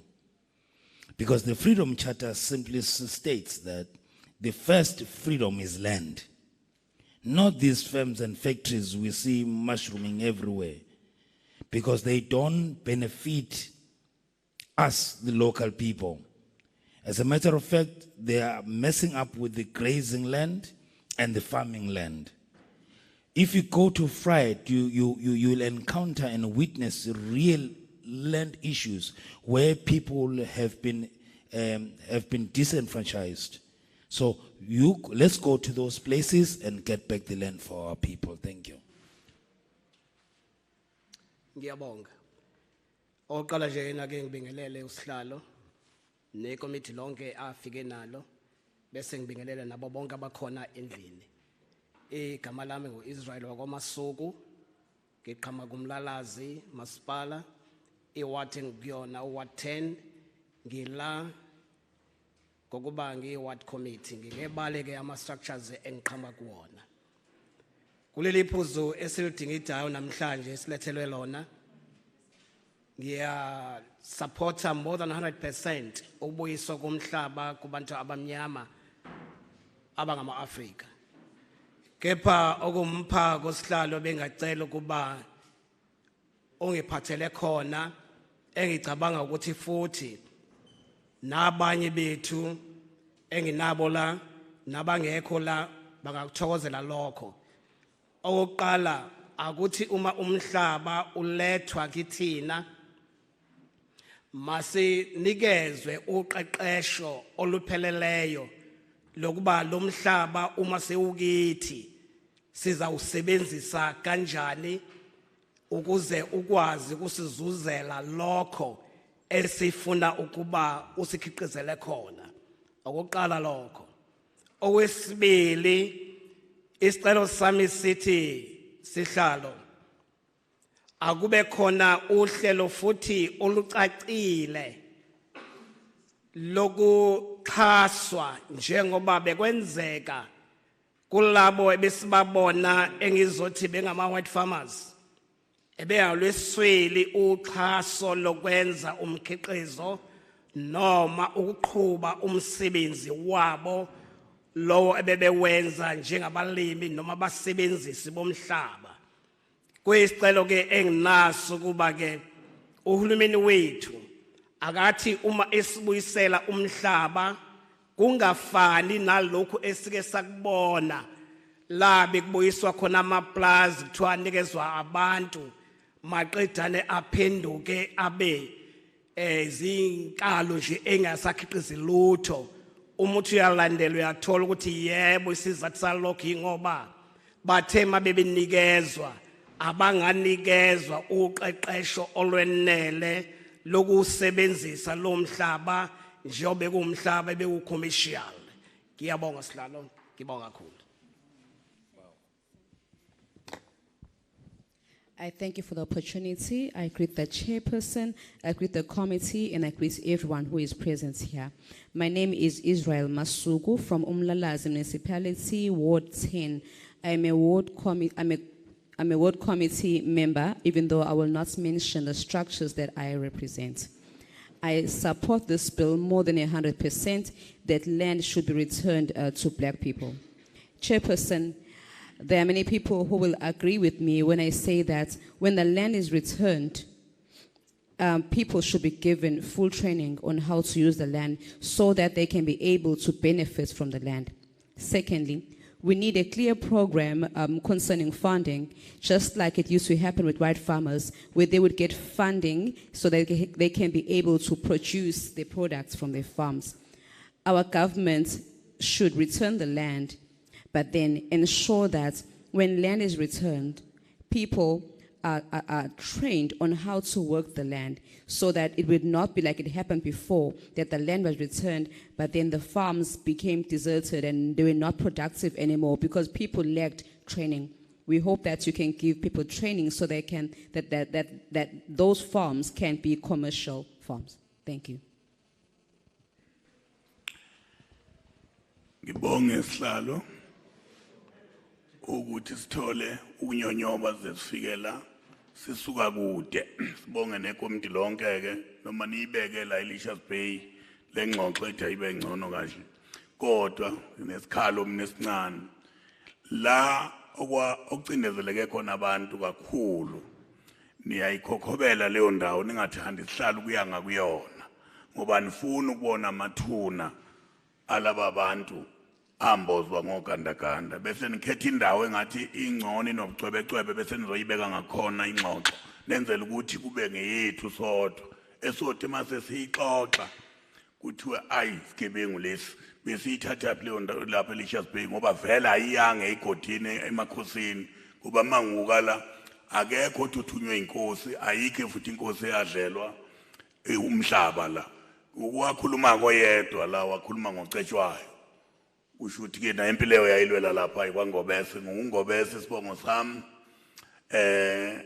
ngilapha kodwa manje entembeni eMelmot lesibizwa ngomthonjaneni kuleminyaka kade kuyiMelmot nje imele isotshe elikhulu lona la susa bonke laba bantu ngithi angichazeke ukuthi inhle lento eniyenzayo uma kuyisiqalo kodwa ke anibhali ukuthi manibuyele eParliament nisho uchazo iphaka ngawo amakhosi ngoba ngeke ukwazi ukubona la ngisuka khona ukuthi ababehlophe bayidla kanjani indawo usuke enkwalinye kuze kuyoshaya phezulu emthonjaneni kuyosikelana nenkandla ngoba siyibambele la siyibambele khona kuhle la siyibambele khona engikucelayo nje mina ukuba amese ubuya lo mhlaba ngoba siyawufuna manje asingarojwa kuba siyakhuluma thina la kukhona abanye nibakhipha ngasese ukuba bona babe begcwalisa amaforms ukuthi ubuye umhlaba sithi sisuka la ngiyafika mina umuntu sedla ngeimoto ngapha kulaba abahlukumezayo uthi sengelakhe leli plus sengelakhe leli plus sengelakhe leli plus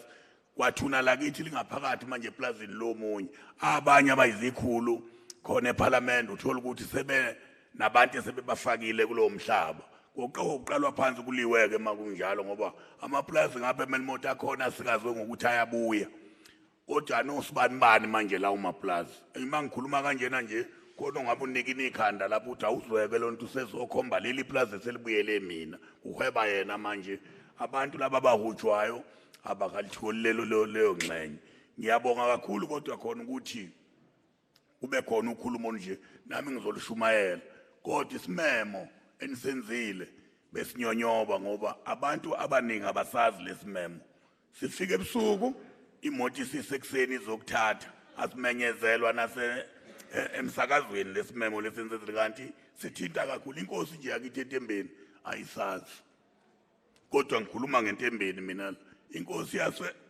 yasobuka bekufanele ngoba inendawo enkulu kube nesigceme nje okuyohlalwa kuso nayo ibe khona inkosi yaseNtembeni kube nesigceme nje inkosi yasemandawe njengoba nangumfowethu ade ekhuluma ngamandawe nyompungotho naye kube ukhona yilokho engikucelayo ukuthi mani ubuyisa kumhlaba ubuyiseni kodwa singabe sizosicela nifuna ukuthi nje nenze ukuyophasisa eParliament ngiyabonga mphathuhle.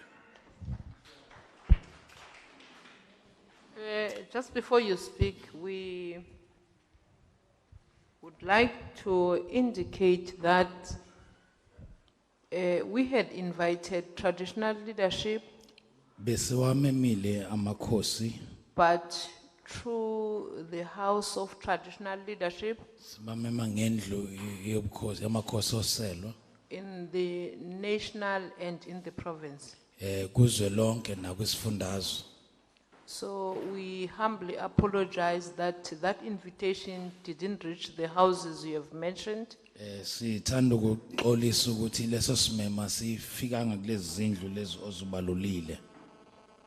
We would have loved to be with them Besiyokuthakasela kakhulu besiyokuthanda ukuba nabo and hear the issues that they are affecting them sizwe imidadi ebathintayo and their views on this particular bill that we are bringing to you. kanjalo namava abo kulomthetho sisekelo But we must also indicate sicela nokubalula that they did submit a written submission on this bill. ukuthi amakhosi aletha izimvo zabo ezibhaliwe. And when we had a virtual meeting in which oral submissions were done, Saphinde futhi saba nenye yayenziwa ngobuxhakaxhaka bamakhompyutha lapha benza izethulo ngomlomo. the House of Traditional Leadership also presented their case. Indlu yobukhosi yakubeka kwacaca futhi udaba lwayo. But we humbly apologize. Kodwa ke siyaxolisa kakhulu ngokuthobeka. Thank you. Siyabonga. Thanks, Chair. Interpretation of the previous speaker. Thanks, Chair, that we finally made it here. We came very far away to get here. It amuses me that you seem to go to places where there is not much pressing matters of this issue. It's like you are conveniently avoiding those areas you should be really going to, where people's land were taken. I come from Tonjaneni, as it is now called, but it used to be called Melmoth. It was named after a great soldier who dispossessed and took a whole lot of land from so many people up to as far as Nkandla. Our graves of our forefathers have been covered with some fences. They now belong to some farms. We can't even access them. So therefore, we requested let this program of land expropriation be led by our Amakos. I appreciate this talk. I greatly appreciate this initiative. Most of us, though, didn't get this invite. We only had last night, and that there's going to be a kind of morning to get us here. Even our own Inkosi Yasobukwa, Inkosi Yasemandawe, Inkosi Yasempembeni, should all have been here and be part of this. Thank you. Ngiyabonga sihlalo ngibingelele kwikomiti lonke nomphakathi wonke. Igama lami nginguthamsanqa uNkunzwa kwaCabashe, ngilapha okumelela iANC. Ngifisa nje ukusho izinto ezimbalwa lapha sihlalo. Okokuqala ukuthi ibill siyayisupporta njengoba injalo, ngoba ukuthi le bill siyisupporte izokwazi ukuthi ilethe isithunzi sabantu bakithi ngenxa yokuthi bathathelwa umhlaba. Ukubuya komhlaba ngaphandle kwesinxephezelo kuzokwenza ukuthi umnotho walelizwe nomphakathi wakithi ukwazi ukuthi uthuthuke. Siyafisa ukusho ukuthi sihlalo si-ANC kulesifunda saseMusadladla siyazi ukuthi i-ANC kwi-National Conference ka-54 yathatha i-resolution eyayikhuluma ngokubuyiswa komhlaba ngaphandle kwesinxephezelo. So we are happy masibona ikomiti liphakathi kwethu. Lokho kusho ukuthi i-resolution ye-ANC ya-implementwa. Kubalulekile ke ukuthi i-implementwe ngoba abantu bakithi bayosizakala kakhulu. Siyazi ukuthi ke sihlalo khona abazothatha le bill beyise inkantolo. Siyacabanga ukuthi ukwenza kwabo kanjalo kuba kuyilungelo labo ukuthi benze njalo. Kodwa sihlalo asikholelwa ukuthi komele ukuthi kube izinkantolo ezohamba phambili zithathe isinqumo sokuthi isinxephezelo siba khona noma sibe khona. Ngendlela enelisingethe ngalo lolu daba sibona nelisingethe kahle kakhulu. So i-ANC kule region siyafisa nje ukunibonga kakhulu nanokuthi nithathe nje isinqumo sokuthi nize la abantu bakithi bekwazi ukuthi bezothula izimvo zabo mayelana nale bill. Kuyinto enkulu kakhulu nencomekayo. Sizobambisana nani kakhulu ukuthi kudilwe nalomthetho. Sibonge kakhulu, siyayisupporta ngayo yonke indlela le bill. Ngiyabonga sihlalo.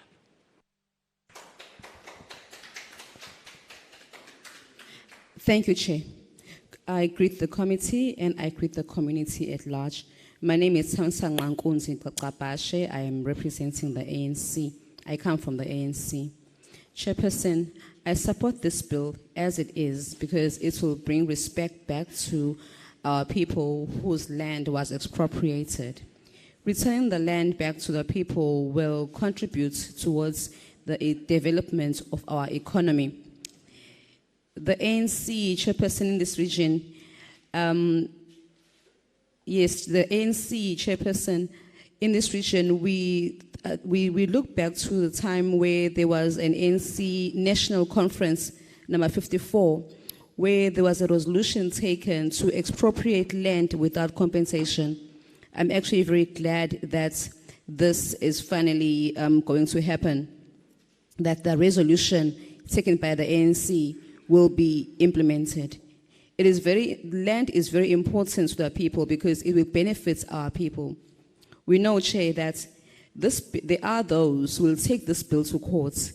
Well, that is their right, but Chairperson, courts are not the right platform to make a decision on this matter of compensation. I believe that you are handling this matter very well. The ANC in this region, pardon me, thank you for deciding to come here for this public hearing on this bill. It is a wonderful thing indeed that you considered to come here and that you are working on this bill. We thank and support the bill. Thank you. Thank you.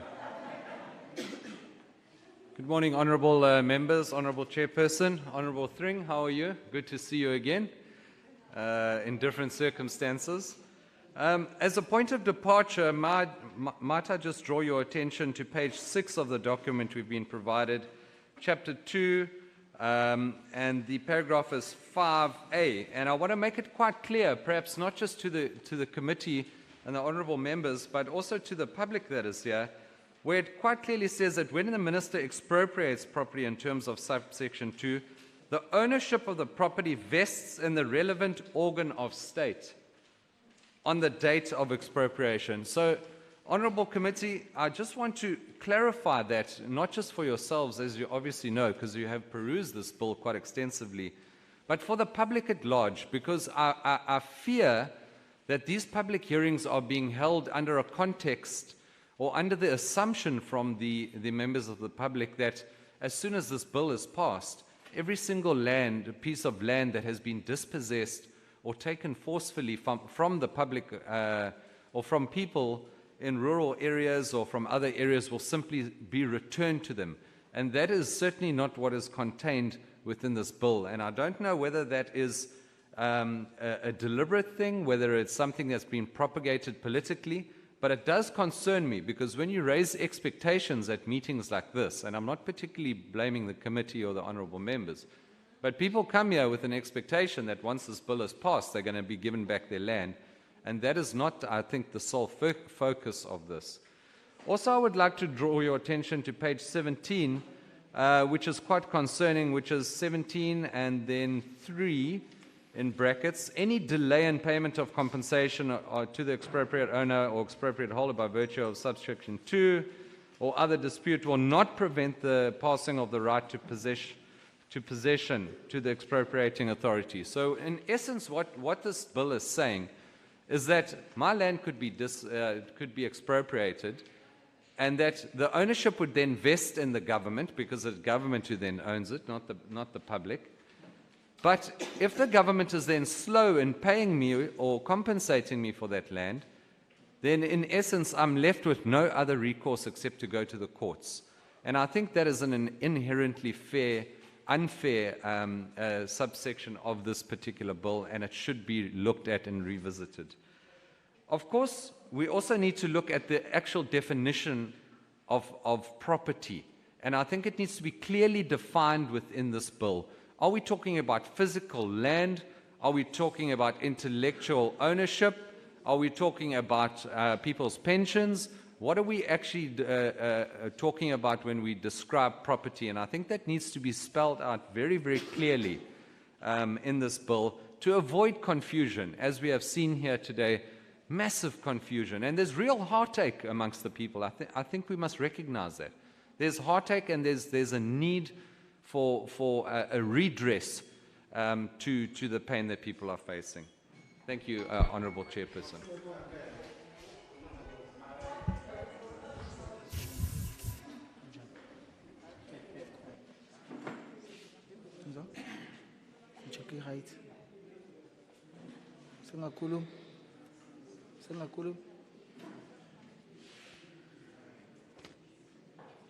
Sanibonani. Ninjani? Igama lami nguNkululeko President Samkelwa Mlungwane.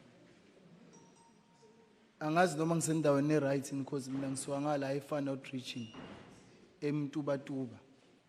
Ngibranch lapha iNjotshela la branch eWard 3. Ngeke ngisho ukuthi ngiphethe uNkosibani ngoba nami angizazi. Ila ngizongena khona ka. Ningahle comrades. Ngiyilunga nje elikwi good standing kwa ANC. Former nobhalo ANC uthliko okunye engisakubala. My concern here is comrades, because I want to believe we are all here comrades. Le issue of land mina ingifice kahle because I was born in 1991 mhla 11. Ngicabanga ukuthi thina siwuthola umhlaba sekusmoothanyana. I-concern yami isekuthenini as much as umhlaba ngiwuthola usesmooth, but ikhona ebhaliwe emabhukwini ukuthi ubaba once owned land before. Lokho kungibeka endaweni embike because as we speak ngikhala amazinjengophopha nginalutho. You understand? Nalokho engigqokile ngenzela ukuthi kufihleke ihlazo lasekhaya. In fact, ekhaya sina umhlaba sisuka kwaNhlozi sabeke eNkunduzi sase siphushela phansi ezantsi. It's just a pity ukuthi khona lesi silwane kuthiwa isimangaliso wetland park, of which I believe ukuthi it's a first World Heritage Site. Whereby labo bantu ngaba basinika ama-bursaries, ngaba basikhandela yonke into ongayicabanga. Angikho ke lapho. My question at point is, when are you members of the legislation gonna bring uSipho Hlomuka esimangaliso edukuduku as a whole? Because lapha we've got millions that are invested, in fact some billions. The last time Ubabu Senzo spoke about 1 billion that invested endabeni yasedukuduku, but lelo billion ngeke ulithole because scattered and asazi ukuthi which mnyango to open kuze so address ama issues ethu. Inkinga ilana ke khona lesi silwane kuthiwa ingonyama trust. Angazi lesi silwane silekelela ubani mhla kunjani. Ngiyangibona nje umedem lapho unyanyile into engikhuluma futhi yamnyanyisa but izomnyanyisa as a time because ngifuna ukucheck ukuthi kuzoze kube nini abantu abamhlophe besuppress.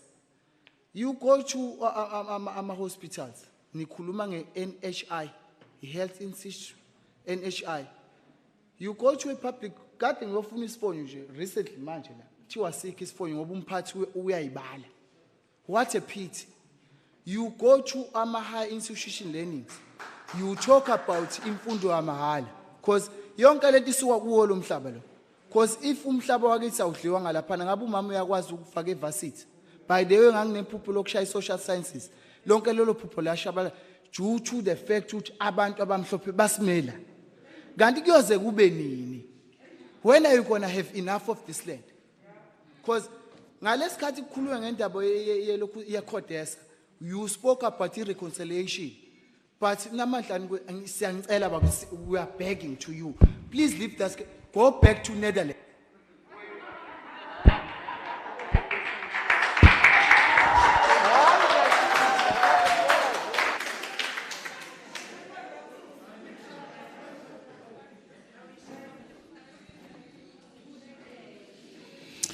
My name is Nkululeko, President Mtukwana. I come from Tuba. I don't even know the Inkosi in my area, but that's a topic for another day. I'm an active member of the ANC in good standing, and I've served in the youth structures. The land issue came to us at the right time. I was actually born in 1991.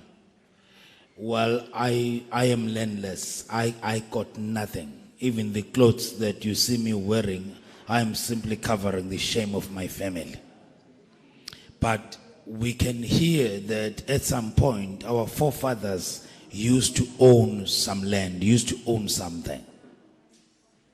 So I would request the committee present today that would you kindly bring us MECC Pohlomuk, because we've got billions of rands invested in this thing called Ismangaliso wetlands. And we don't know where is the money going, what is happening there. And there's also another confusing issue, the one of Ingonyama Trust. I wonder who's benefiting from that. Who benefits from that phenomenon? I simply want to ask white people here, how long will they oppress us? We need free education. We need to. I personally had a dream of studying social sciences.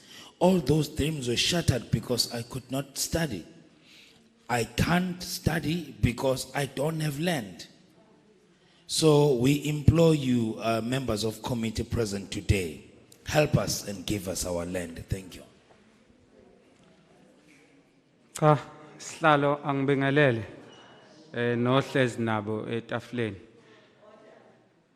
Kune order ngazi kune ngiyaphazamiseka ngapha kune order.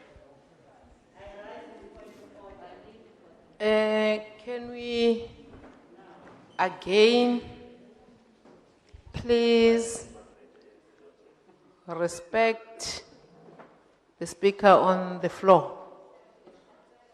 Onishwe umuntu othole ithulo khuluma omila phaya siyacela bakithi ukuthi simhloniphe. There were ground rules that we presented when we were starting this meeting. Siqale ngokwethula imithetho okumele ilandele ngenkathi siqala umhlangano wethu.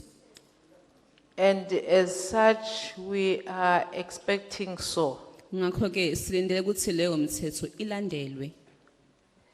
Sizocela ke umuntu o raise order ahlale phansi. We would like the person who raised a point of order to kindly sit down. We're giving everyone here 3 minutes to speak. Wonke umuntu okhona la unikwa imizuzu emithathu yokukhuluma. We have pointed people that indicated that they want to speak. Sikhombe sibize abantu abaphakamise isandla bacela ukukhuluma. Siyacela hle. We beg you please. Can you please continue, Bhuti? Ungaqhubeka Bhuti. Bese ngibingelelile. Ugumede Sibongo ngwasibusiso igama. Ngisuka eMtuba ngusihlalo we-Youth League eWard 20 kuMsane isabelo Msane branch. Ngibuye ngibe unobhala we-war room yakhona eWard 20.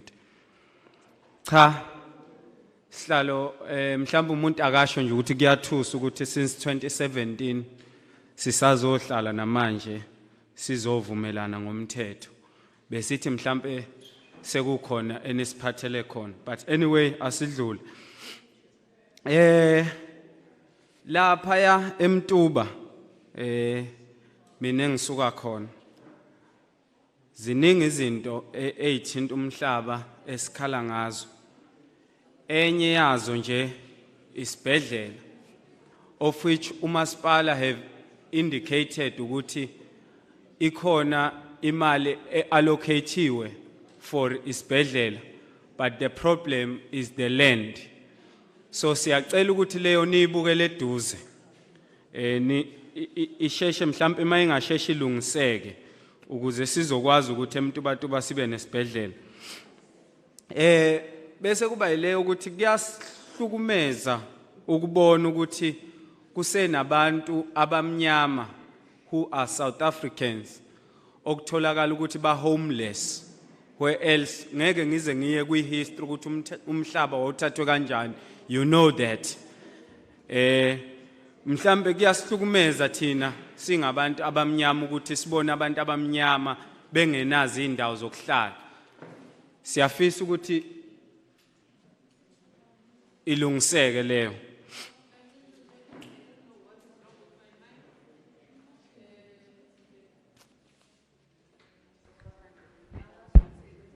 Yeah, thank you.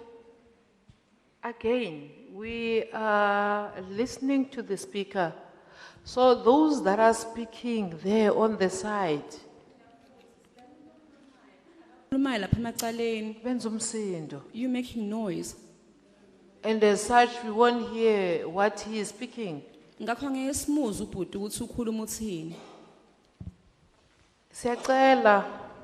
We beg you. This is a parliamentary program, not an organizational branch general meeting. Can we please respect that? Thank you. Yabo. Bese kuba lolu hlelo lokwa agriculture. Kumasipala wethu agriculturate ukusifanda as a youth. We have approached several times. Siya kwamasipala sicela uxhaso, but the problem is that umhlaba sinawo noma ngakuthiwa umasipala uyasifanda, but sizotshala phi, sizofuya phi, sizokwenzani kuphi ngoba umhlaba sinawo. You know ukuthi wawuthathwe kanjani. So ukuthi sizohlala la, it's the waste of time. Ukuthi sizohlala la sixoxe ngokuthi siyavumelana. No, siyavumelana uthathwe without compensation.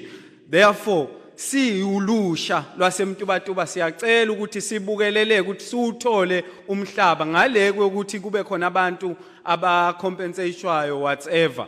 So sibambekile ngalokho siyacela ukuthi kusheshe kulungiseke. Two, kunalomhlaba lapha ya emfolozi.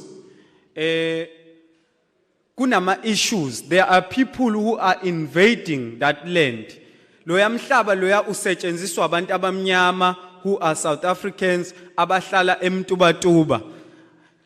Kunabantu ke njengamanje who are invading that land. Siyacela ukuthi ke njengo bantu abakhona la who are the representatives eParliament, siyacela ukuthi nilibukele eduze futhi udaba lwalowo mhlaba lokuthi abantu abamnyama bengasuswa lapha ngoba nabo yona ndawo njengamanje ebasustainayo. So siphatheka kabi uma sizwa kuthiwa bayasuswa lapha kunabantu abafika baklama imingcele ukuthi bayawuthatha umhlaba. Lo yamhlaba usetshenziswa abantu abamnyama. Siyacela niyibukelele eduze leyo. Bese kube yezikole sinenkinga lapha Ward 20 kakhulu. Sine high school eyodwa, sinama primaries umnotho itike inqiwaneni ingweni awu 4. They are supplying I high school eyodwa. Kube ne issue yokuthi ke I high school ekhona I complain ngama numbers abafundi. No, the reason why inga complain ukuthi abantu bakithi they have resoluted ukuthi bathathe ingane zabo bayise kokusasa lethu bayise kuma high schools akude. So sinenkinga yomhlaba lapho ukuthi sicela umhlaba okwakhelwa I high school. Siyabonga kakhulu.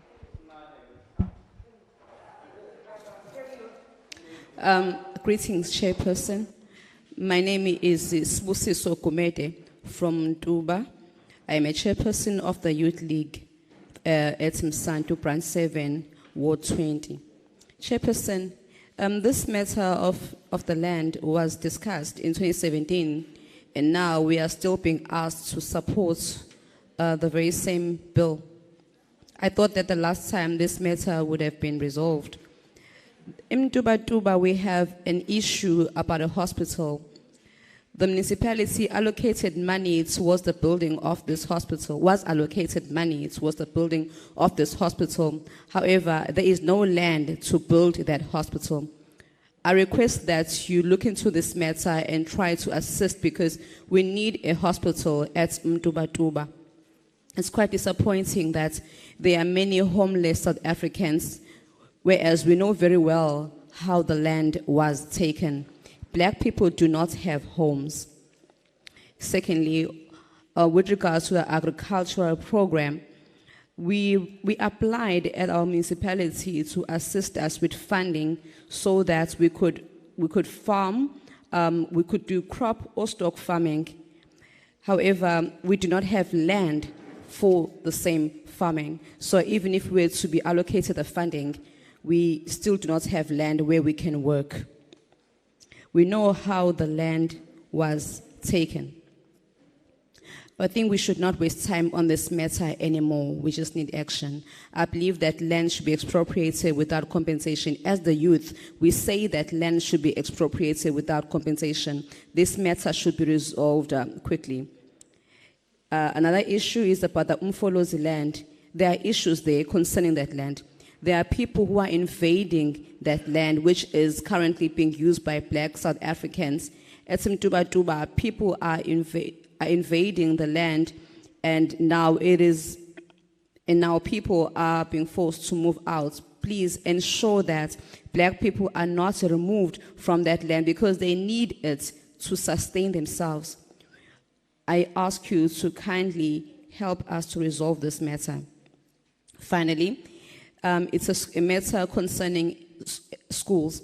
In Ward 20, there is one high school, whereas there are 4 primary schools. All these 4 primary schools are feeding this very same high school. We as black people have resolved to take children to schools that are very far from the area, such as at Muksasa. But there is only one high school at Ward 20, and we request that we get another high school. Thank you. Cela ukubingelela itafula nabaholi beParliament bingelele nomphakathi wonke okhona la ehall. Ngicela ukubonga kakhulu ekuthenini ikhulu zethu zisukile le phezulu. Mina nginguDavid Wachili ngikuyi-ward committee eqenjini ngiyiseqenjini le-IFP. So ngicela ukubonga kakhulu kubaholi abasukile le beza kubantu bazolalela izimvo zabantu. Kodwa ke siyacela ukuthi abaholi kungabe abaholi abalalelayo nje kuphela begcine ngokulalela. Sicela ukuthi kubuye impendulo eziphathekayo. So ngizoqala la ngiyahambisana kakhulu nale bill abayiphethe ukuthi umhlaba kumele ubuyele kubantu. Kodwa ngicela ukuqinisekiseka lokuthi cha umhlaba ubuyele kubantu ngoba kunezizathu nezinkinga esezikhona ngenxa ukuthi thina sinawo umhlaba especially njengala eMandlazini nje kusaffecta kakhulu sinabantu abafile ba more than mhlambe 20-25 abafika eclinic befica sivaliwe iclinic because ayisebenzi 24 hours so asinayo indawo ukuthi sakhe iclinic ezosebenza 24 hours ukuze kwazi ukuhlala nesi ngaphakathi because sinendawo encane sanikezwa yona. Then laba bantu abathathe umhlaba wobaba omkhulu basihambisa le emakhaya lade sikhona entambanana singcwaba kanzima niye nithi nihamba phansi nifice itshe sokufanele niwutwist umgodi nubhekise kwenye indawo nimbe igodi mhlambe 3 to 4 hours so la esikwazi khona ukungcwaba khona le ndawo esikuyo siyakhokha basikhokhisa so siyawudinga umhlaba wethu. And then umhlaba wethu batshale kuwa ama-gum trees lawo waqeda amanzi asisenawo amanzi sesiyawathenga. Okwesibili sebethi manje sokufanele thina siphuze ulwandle because amanzi sebawaqedile bawathathile asekho amanzi wethu. Then ngizocela ukuthi abaholi bakusheshise lokho ngoba laba bantu ngoba nje manje senikhuluma lo daba umhlaba wethu kumanje awusenakho ukudla sebewubulele sebelime kuwo badela bawubulele already so ngicela ukuthi kusheshe kakhulu mawuthi khona indlela ukuthi kwenzeke ukuthi kusheshe so ngiyabonga. Thank you, Chair. My name is David Chili I'm from the IFP. I'm a ward committee member of the IFP. May I greet our leadership present here today and the members of the community. I support this bill. I support this bill fully. The land needs to go back to our people. And we, in our area, right here in Mandlanzini, we had more than 20 people who died on the clinic premises because it closes early. And it's so cramped up without enough space. We need land for another clinic and for a clinic that opens and works around the clock. We also need land even for cemetery purposes because where they dumped us in Tambanana, that place is rocky. Even when we try to dig the graves there to bury our loved ones, you find big rocks underneath, only to find that you've got to scramble to find some land for burial. So we find that most of our land here has been taken. They are planting gum trees on our lands, and these gum trees, they consume a whole lot of water on the ground. Now, this area doesn't have water, doesn't have drinking water. They are telling us to use water from the sea, which is not drinkable. So I support this bill. We need the land. Please help us fast track that. Thank you. Angibingelele igama lami ngungusipho Bongani Dlamuka ngibingelela ke abahambeli bethu baseParliament kanjalo nomphakathi okhona usuka ezakweni ehlukehlukene zemphakathi phakathi kwethu angibonge nje kakhulukazi ukusho nangesiqubulo sokuthi supporta kakhulu lomhlangano okhona namhlanje kodwa ngiqala udaba lami ukuthi mina njengoba ngizilanda nje ukuthi ngusipho Bongani Dlamuka ngilapha endaweni yaseShowe ku Ward 14 kodwa futhi ngosihlalo kwe-ANC khona ngimelwe ANC ngikhansela futhi endaweni ngilapha ke ukuthi mina ukuqhamuka kwami kumbe namhlanje makukhulunywa ngendaba umhlabathi mawubuyele kubantu ngiyingxenye yalokho one impi yaseSandlwane ikhala lasentabeni Sandlwane yalwa lapha eGingindlovu kanjalo futhi yalwa nalapha neHlobane naseyindaweni ezinye naseShowe lapha uqobo lempi ke yathatha ke ukhokho wami Manzezulu lapha eGingindlovu wayela lapha eGingindlovu mina ke ngizalwa insizwa ke ebutholayo elongumagoqo bayawazi omagoqo badala basekho abalanye omagayana uma sikhuluma ke ngendaba ukuthi umhlaba ubuye ngikhuluma ngodaba ke esengeke ngalifaka ngiclaima umhlaba wakithi ubuye sekusele mina ngedwa umfowethu seshonile masikhuluma ke ngikhuluma ke mina ngikhuluma ngenxiba lakithi ezitheni eplazini kaMr Talmatch okuthusa lidayisile njengamanje lapha eGingindlovu sibe nayo iconference bengingxenye yeconference ya ANC 54 national conference ka ANC lapho sathatha khona isinqumo sokuthi impela umhlaba ubuyiswa ngaphandle kwenkokhelo kubantu. Enye into ehambisana nakhona into ye-RET, radical economical transformation esisidinga ukuba yenzeke. Mangikhuluma ke ngenqwela kithi lapha yana kuneminye imizi yakithi yakhe lapha umuzi wasuthulini, umuzi omunye owakhe lapha nesanqangiphumule, miningi eminye imizi yayikhona lapha eyakhe lapha imizi waseukagwini neminye njalo njalo. Kukhona omakhelwane bakwamthiyane.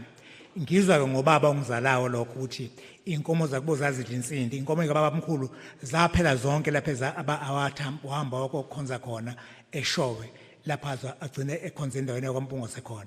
Ngithi ke sesifaka isicelo ke singabakwadlamuka lapha endaweni yaseGingindlovu kanye nayo yonke indawo yaseGingindlovu kuleli gazi lo baba mkhulu lokhokho bethu lapha ngoba impi yayilwela khona. Bonke labantu babakhe lapho basuswa kwakhe amaplaza abamhlophe. Isigawu somshini ematigulu seduzane esisiza abamhlophe. Siyacela nami ngakafi ukuthi sicela le plaza libuye, lindawo yakithi ibuye na wonke lamaplaza lapha abuye lezendlini zabantu abamnyama ngoba uma sizwa sekuthiwa sekungena abanye abantu lapha awungebona abantu okuyibona bona abanikazi bendawo kuzochitheka igazi lapha. Ngifuna ke nami ukuthi ngingakafi ngoba izingane zakithi ngiyayitshena izingane zami nezabafowethu ukuthi cha nayi indawo yethu enomcebo ngoba sihlupheka kanjena nje. Siyacela ukuthi kusheshe lokho ukuze sikwazi ukuthi uhulumeni engayenzi lento ukuthi anikeze labantu edayisa umhlaba wabantu abantu bekhona ababanikazi bomhlaba. Siyacela ukuthi lokho enikwenzayo namhlanje kuhambe ngqo kuye ezandleni zikahulumeni. Okubi obuhlungu ukuthi njengamanje siyaphela iterm kapresident, siyavota ngonyaka ozayo u2022. Ngakho ke manje uma kusaza kukhulunywa ngalento kuyibe into esheshayo siyadumala ngoba ngase kwenzeka ukuthi lo president uyophuma engazange ayigcwalise le ndaba ngoba unyaka ozayo uyobe sephuma kumbe akukho bekwenzekile ngoba into kahulumeni njani sithatha amajika. Ngiyabonga.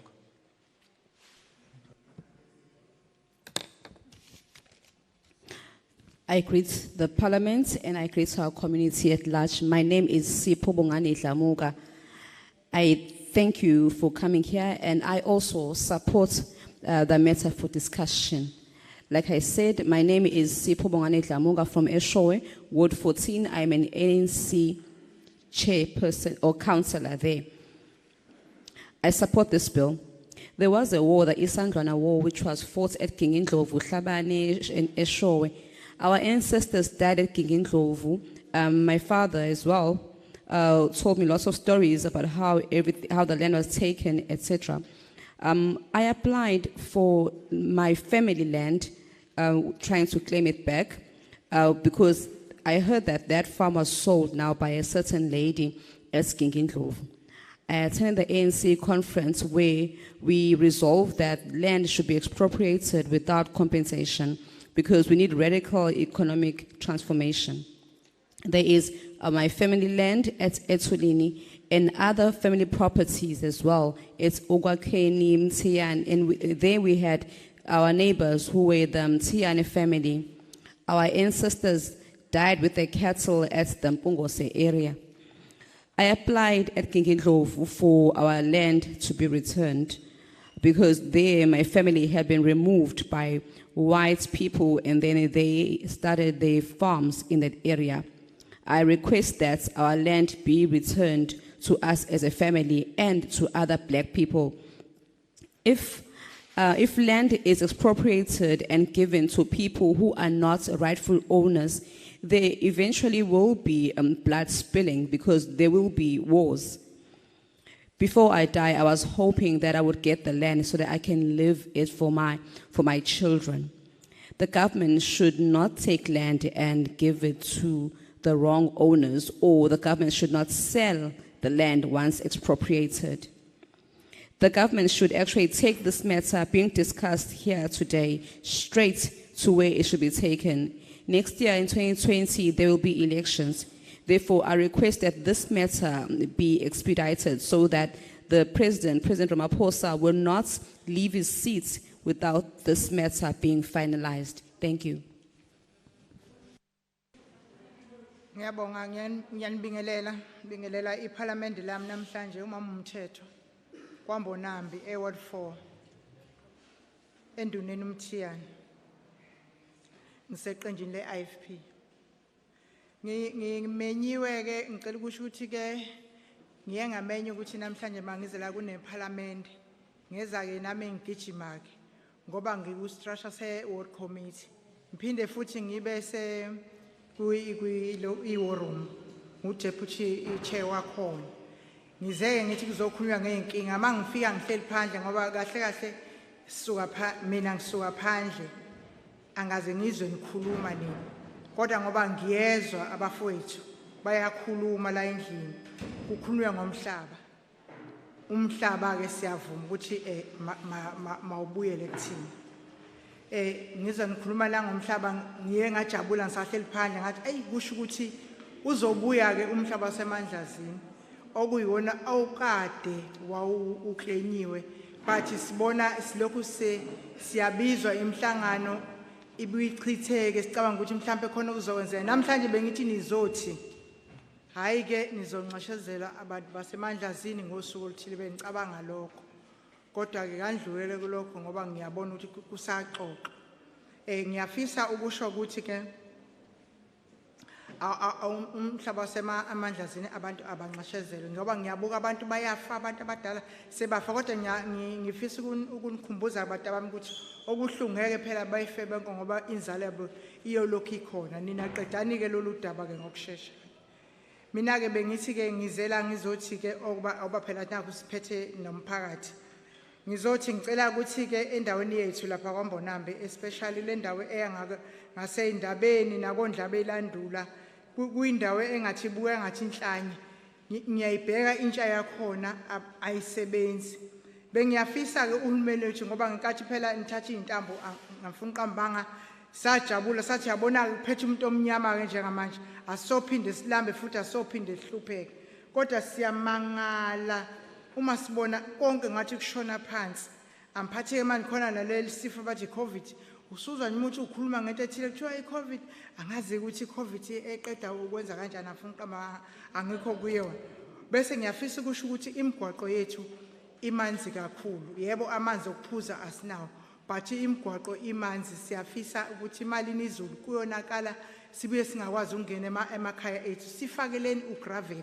Into engicela yileyo nje ukuthi iqiniseni phela imigwaqo le esemakhaya. Bese futhi ngifisa ukusho ukuthi entsheni ake nibafundise ukuthi kukhona lento yokwazi ukuyimela. Nibafundise nalokuthi uyabonja ukwenza lezi zinto nibatrain. Ngifuna ukusho njalo mhlawumbe abantu abasha befunde bebe nawo umqondo ukuthi ukuze ubugebengu bunciphe hayi ukuthi kufanele uyofuna umsebenzi nalo msebenzi uyofuna kubani uyofuna futhi kubo laba abantu abamhlophe kuyibona sebesibhuqa futhi njengamanje. Umuntu ufuna umsebenzi ubabuza ukuthi ngiphetheni mina angiphethe lutho. Ngiyafisa ke ukuthi nesiteshi sama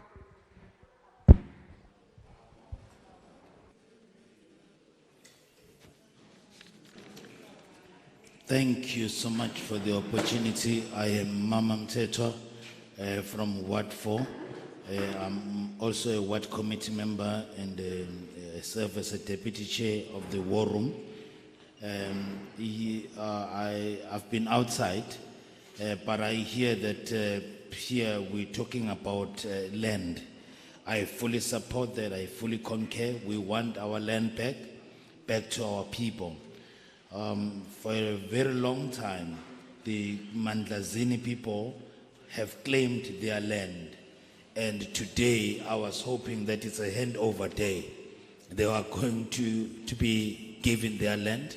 It was going to be an announcement for their land, but I realized that it still talks. Well, I would like you to pay attention to Mbonambi area. Things are deteriorating there, have gone worse, extremely worse, maybe due to the pandemic. Now nothing is happening because they are saying it's COVID this and it's COVID that. I don't know what that is actually.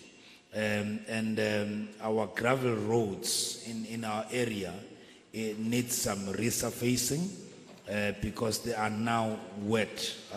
We don't have water in our homes, but our roads have so much, they hold so much water, so please assist us with the resurfacing. Also, I would like you as our government to teach our people self-reliance and to be financially independent, to be able to do things on their own. Then time was up. Thank you. Ngiyabingelela. Igama ngingusabelo Ncube kwaSokhulu. Ngiyilungu le-SGB, ngiyilungu le-Ward Committee e-Ward 4 ngaphansi kaMfolozi Municipality. Ngiphinde ngibe yilungu lomkhandlu wesizwe sawaSokhulu. Umuntu ke kuningi okunye participate kukho intweni zomphakathi. Siyazizwa ikhalo ongangokuthi into umuntu seyayicula. Uma kukhulunywa ngalolu daba siyaweseka lo mthetho ovelayo ukubuyiswa kwemhlaba. Kahle kahle ngo-1994 ngavota, ngiyakhumbula ukuthi ngangivota ngisistenga eDanel because izikole zayivaliwe ngenxa yodlame lwalukhona. Abantu beqala ukuthi bathi cough out besho izinto abayifunayo kade becindezeliwe bengakwazi ukuyishola. Ngacabanga ukuthi ke uChristmas ngo-1994 mhla ka-27 ngangimi kwi-queue nabantu abalinganisela ko-9,000 and abamhlophe babethutha abantu ngisho ngiyimoto emaplazini bethi abayovota ngoba babecabanga ukuthi bazoba supported. Sawina ke siyindlu emnyama. Into eyenzakalayo kunesiqiyu ulwandle kuthiwa Maphelane lunama-benefits amakhulu kubantu ababahlali. Lolu lwandle lu-between uMtuba noSokhulu, kusho ukuthi ubukhosi bakwaMkhwanazi ubukhosi baSokhulu. Abantu bakithi bayafa bedutshulwe eMaphelane, bedutshulela ukudoba. Kuke kwafika-ke abezemvelo yakhulunywa kakhudlwana abathembisa. Sasithenjiswe eminyakeni edlulile into okuthiwa kuneganyana nje ithi phecelezi, kodwa kwakufuna ukwakhiwa isikhumulo se-fishing. Sisemathubeni okwenza i-fish farming ne-fish harvesting, kodwa asikwazi ngoba kuphethe abanikazi abathile, umhlaba uliziwe. Ulizwa inkampani eyaziwayo eyimayini u-RBM. Kwakunamathambo ababethu basuswa ey'ntabeni long ago. Kwabhaliswa kwenziwa zonke izinto, akaze kubuye impendulo. Imaphelane leyo. Le ndawo elizo-RBM njengamanje i-boundary imuvile labeyikhona, bademarcate emva kwemizi kwathi amaplaza obaba avaleleka ngaphakathi. And ugcina ungazifanele ukukhuluma nobani. Kunesikole sinekole ezimbili, uSokhulu unamawadi amabili. Not ukuthi abantu bancane, isizathu ukuthi kunama-foreigners afika ngokuzosebenza emaplazini. Uma bethola intombi bese bezala ngakhona. Uma senza research uthola ukuthi kunabantu ababalelwa ku-200 abahlezi nje ewadini eyodwa.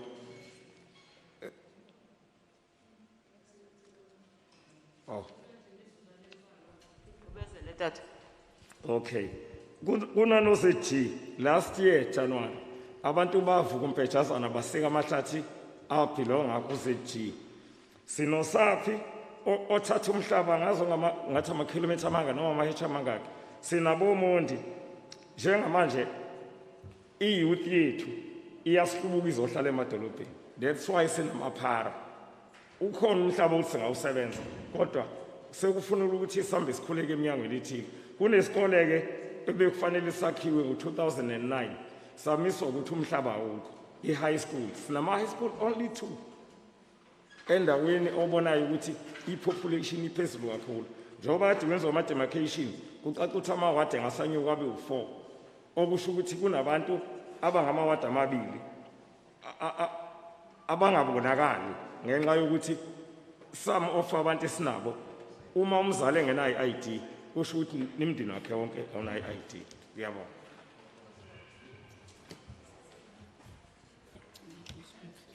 I greet you all. My name is Sabelo Ncube from Wasokhulu. Ncube from From Gwasokulu, I'm an SGP member and also a ward committee member under Umhlathuze Municipality. I am very involved in our community, therefore, I listen to many complaints of the community members. I support this bill. I voted in 1994 at Stenga. Schools were closed during that time because of violence that was going on. People were expressing their views and there was a lot of violence at that time.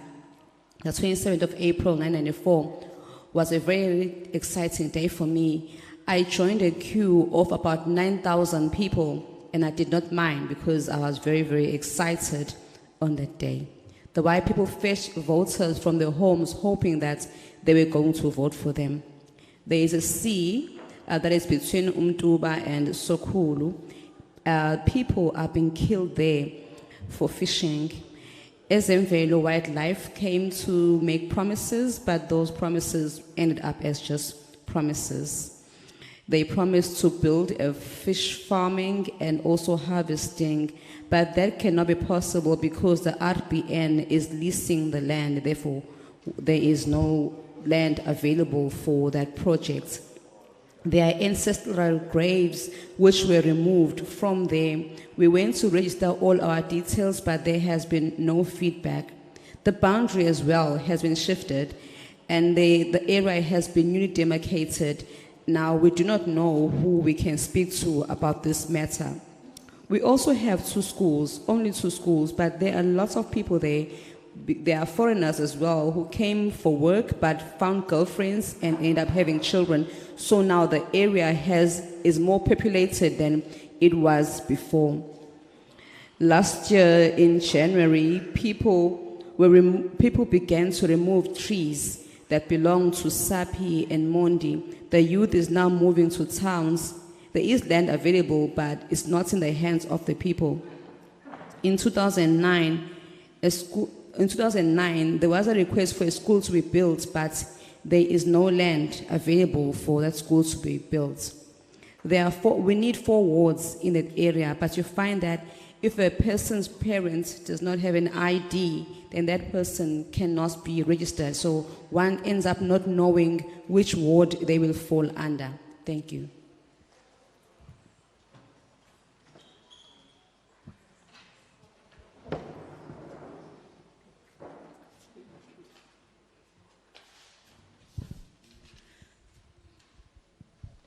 Siyabonga kakhulu kwizimvo esizifumeneyo namhlanje. We thank you very much for all your views that we received today. As this portfolio committee, we taking all the views that refers to the bill. We will discuss them after we have visited the last province. And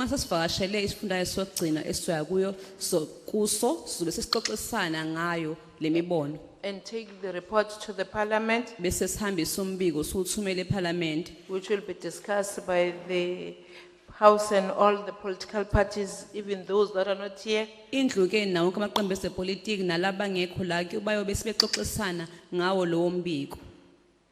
Some of the examples that have been made here,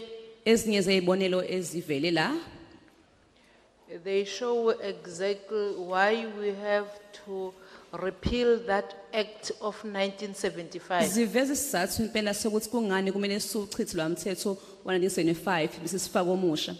Their land was expropriated using the Expropriation Act of 1975. We thank you very much. And even for your presence when we know that it was raining. The meeting is adjourned.